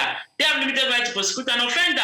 Of course, the police are not even expected to keep an offender for more than 28 to 48 hours. But what we have discovered is that most Nigerians, when they report a crime, they are not ready to follow up. When they report a crime, they just report and they are not even ready to take to court. When it comes to court, they tell you, oh, I don't want to get involved. I don't even have the time. I don't have the finance. I don't have this. You can report your parents. You can report the community that's trying to carry this act on you. When you report to the police station, after reporting, speak out. There are some NGOs that will help you. You know, there are NGOs that are doing this. There are laws that have been put in place by the federal government, so it is now a crime. Your own duty is to report. After reporting, follow up, and ensure this thing gets to the court. You cannot get justice without a case going to the court. The police have limited right to prosecute an offender. They have limited right to even keep an offender for more than certain hours. So what we are talking about here is that let the people report. The laws are there. It is now a crime. Please report. Please speak up. If your community are trying to carry this act on you, your parents, your uncles, your aunties, whosoever, please report. After reporting, speak up so that you can have a lot of NGOs that are coming to back you. Then ensure the case gets to court so you can get justice. Thank you. Yeah, thank you. I mean, Mr. Zeze, you asked that your call to action is to speak up, but you also made mention of how this practice is entrenched in our culture, is entrenched in people's customs and, you know, rights. It's even a rite of passage for coming-of-age girls, right? So how then can they speak up when it's their culture, when it's their customs, when it's all that they know? I mean, you told the story of the girls where the girls were telling their friend that they should be thankful for their parent. So let's talk about re-education and unlearning of this practice. What more can we do to push the envelope in terms of re-educating our populace and on learning this practice to prove and show that this is not, it should not be in contemporary times, and this has more harm than good to the girls?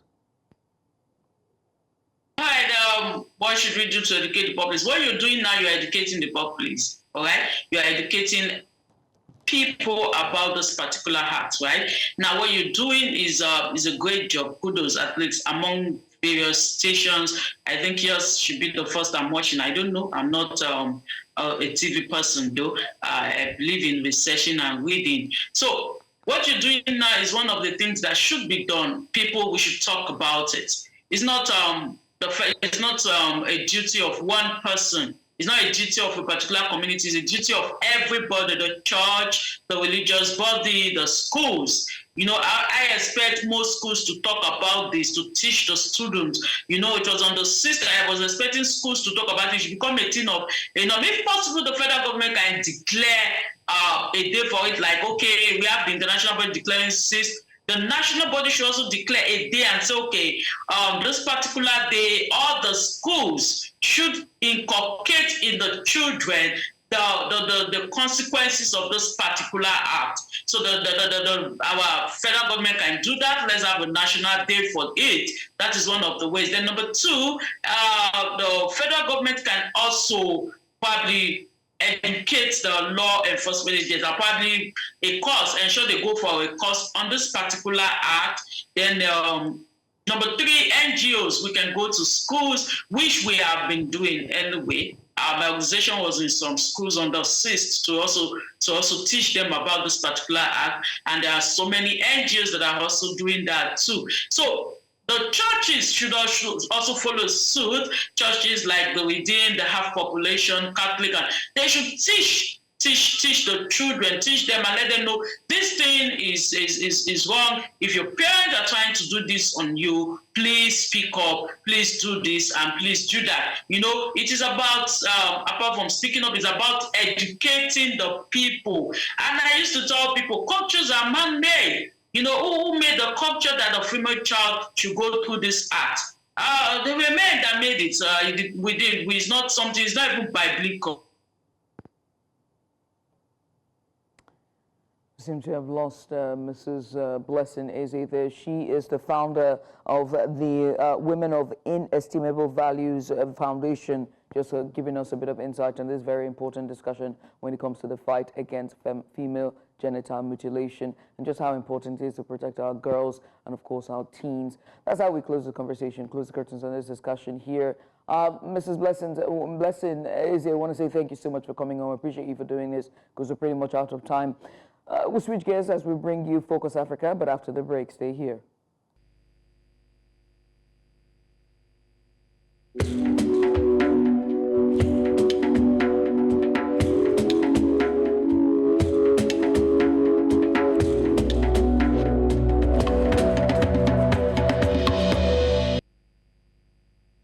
Democratic Republic of Congo, the DRC, is once again at a critical crossroads. The M23 rebel group's recent takeover of Goma, a key city in the eastern part of the country, has intensified an already volatile situation, with reports of heavy fighting, mass displacement, and rising tensions between regional players. The crisis in the DRC is deepening, leaving millions at risk. For decades, conflict in the DRC has been fueled by ethnic tensions, control over vast natural resources, and the involvement of external actors. The humanitarian toll is staggering. Millions displaced, thousands killed, and a worsening humanitarian crisis. So as the situation escalates, the question remains, where does the DRC go from here? How will this conflict shape the future of Central Africa? And what roles should the international community play?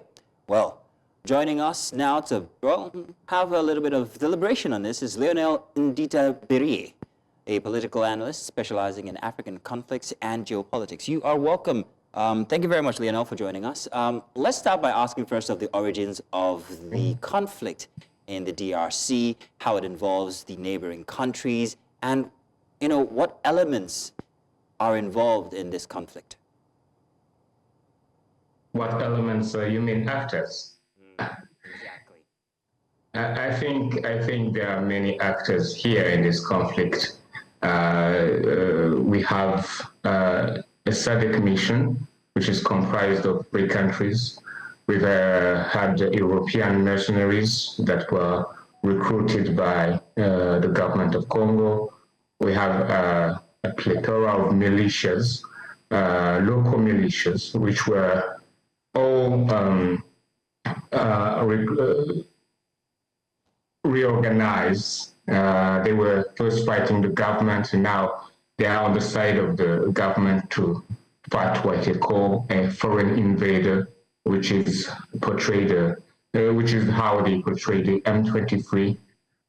We have the Rwandan genocidal group, the FDLR, which has been there for the last 3 decades and which has been left to, roam and rampage by the government of Congo and by MONUSCO. We have then the M23 movement.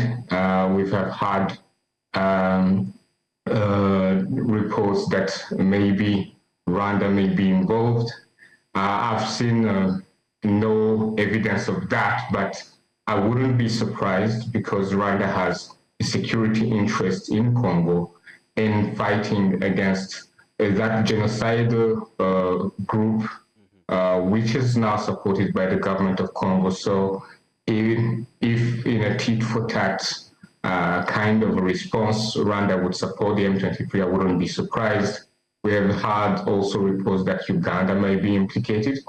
People might remember that this M23 movement, the commanders that lead it, left Uganda in 2017. They were cantoned there, and after the fight in 2013, when they were defeated, they went to Uganda, and they left Uganda in 2017, returned to Congo, and were in a remote area until the fighting resumed in 2021. And I'm talking about local actors, but there are certainly other actors who have seen how Western powers have been very implicated in this, and also Middle Eastern powers who have mining interests in that region. And that exactly is it now. What are the interests? What exactly are they squabbling over? What is the substance? Why is Goma such a nucleus, a meeting point for all of these interested bodies?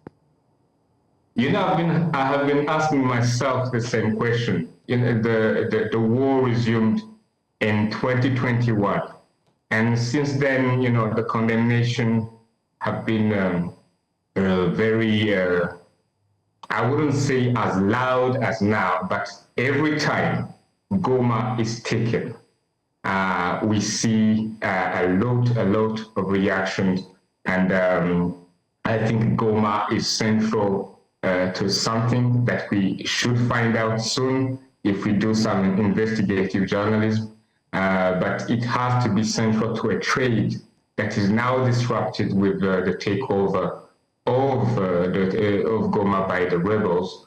And you hear a lot of people asking the rebels to open up the airport because that's where the trade takes place, to open up the airport. And they say it's for humanitarian reasons, but I doubt it is. You talked about all of the actors, right, which is the M23 rebels, the RSF is one hand, there's also South Africa as well, and the SADC. There's also been calls for ceasefire. But I also do have to bring in the United Nations and the the African Union as well. They have issued statements confirming, condemning the violence, and they've asked for ceasefire, saying that the humanitarian situation there is dire. Do you think international bodies have really done enough to quell the crisis? And I mean, you just rightfully put, why Goma every single time? What then, have they done enough in trying to quell the crisis for the sake of the people? I don't know for other places where the conflict is taking place right now towards South Kivu, but what I've seen in images in Goma is that no, the humanitarian crisis is not escalating. Rather, we have thousands and thousands of displaced people who were in camps all around Goma. They left, they returned to their villages. So when we hear, statements that humanitarian crisis is deteriorating, maybe it is in zones, in places where conflict continues, but not in Goma. In Goma, things are returning to normal. And when you talk to people, they say they've had enough of these militias, particularly the militias, because these are civilians which were armed by the government, and they were very, very violent. They were poorly paid, and they were harassing the population, stealing from them, taking their phones, and sometimes we hear even horrific tales of rape. So as far as I'm concerned, and for people who are closer to the border with Goma, we see images, we see testimonies from our close friends who say Goma is now very calm, but we still have some security situation with hundreds of fighters, pro-government fighters who are trapped in the airport in MONUSCO bases, and we don't know how that can come under control. But they are surrounded by the M23. I guess things will be resolved. I would like to add something else that the UN isn't saying, and these claims are specifically coming from MONUSCO. I wouldn't be surprised, because this is a more than 3 decades mission, UN mission. There are jobs at stake here if MONUSCO is sent away. So these people, I think they have an interest in painting the situation in the worst light possible, so that they can justify the funding they've been receiving, justify that the mission should be continued, even though it has completely failed to resolve this crisis. Well, we want to say thank you so much for taking out the time, Lionel, to join us today, just to give a bit of insight in the conflict in the Democratic Republic of Congo. And again, at the end of the day, it's all about, geopolitics, and it's a global issue or a regional issue, a crisis for the entirety of the continent, because we really do want peace. Well, Lionel, many thanks for coming on. We appreciate you for doing this with us this morning. Thank you for having me. Thank you. Oh, that's very interesting. I really wish that we had plenty of time, because I wanted to get into the fact that there's actually one element here, the use of the word element, that is causing all of this. Copper. And that's, no, it's not copper, it's natural resources? coltan. It's coltan, and you'd find coltan in all of these. Our mobile phones and our tabs this and our is perhaps laptop. why you have some kind of lax reaction from the international community, because, yeah, everybody's got interest in Goma, everybody's got interest in the DRC, and that's why they're fighting over that town, and that's why it's being besieged upon repetitively by different parties. Interested groups. Mm-hmm. Yes, indeed. So we've come to the end of our weekend package here for this weekend. The start of another week for you, the end of our work weekend. But we can't leave without, first of all, thanking you and giving you our takeout for today. Let's talk about, it's the Grammys now. Oh, my favorite thing to talk about. Indeed. And your favorite artist this week? Listen, everybody won. All of my faves, they all won. Beyonce, Cowboy Carter, Beyonce fans, support Beyonce, forget about football clubs. You know what I mean? Thames as well, been adored her since 2018. Not to forget K-Dot, we're looking forward tonight for the Super Bowl, his performance. I cannot wait, him and Caesar. Fun, I just cannot wait. Here's our takeout for this morning. We'll see you next week.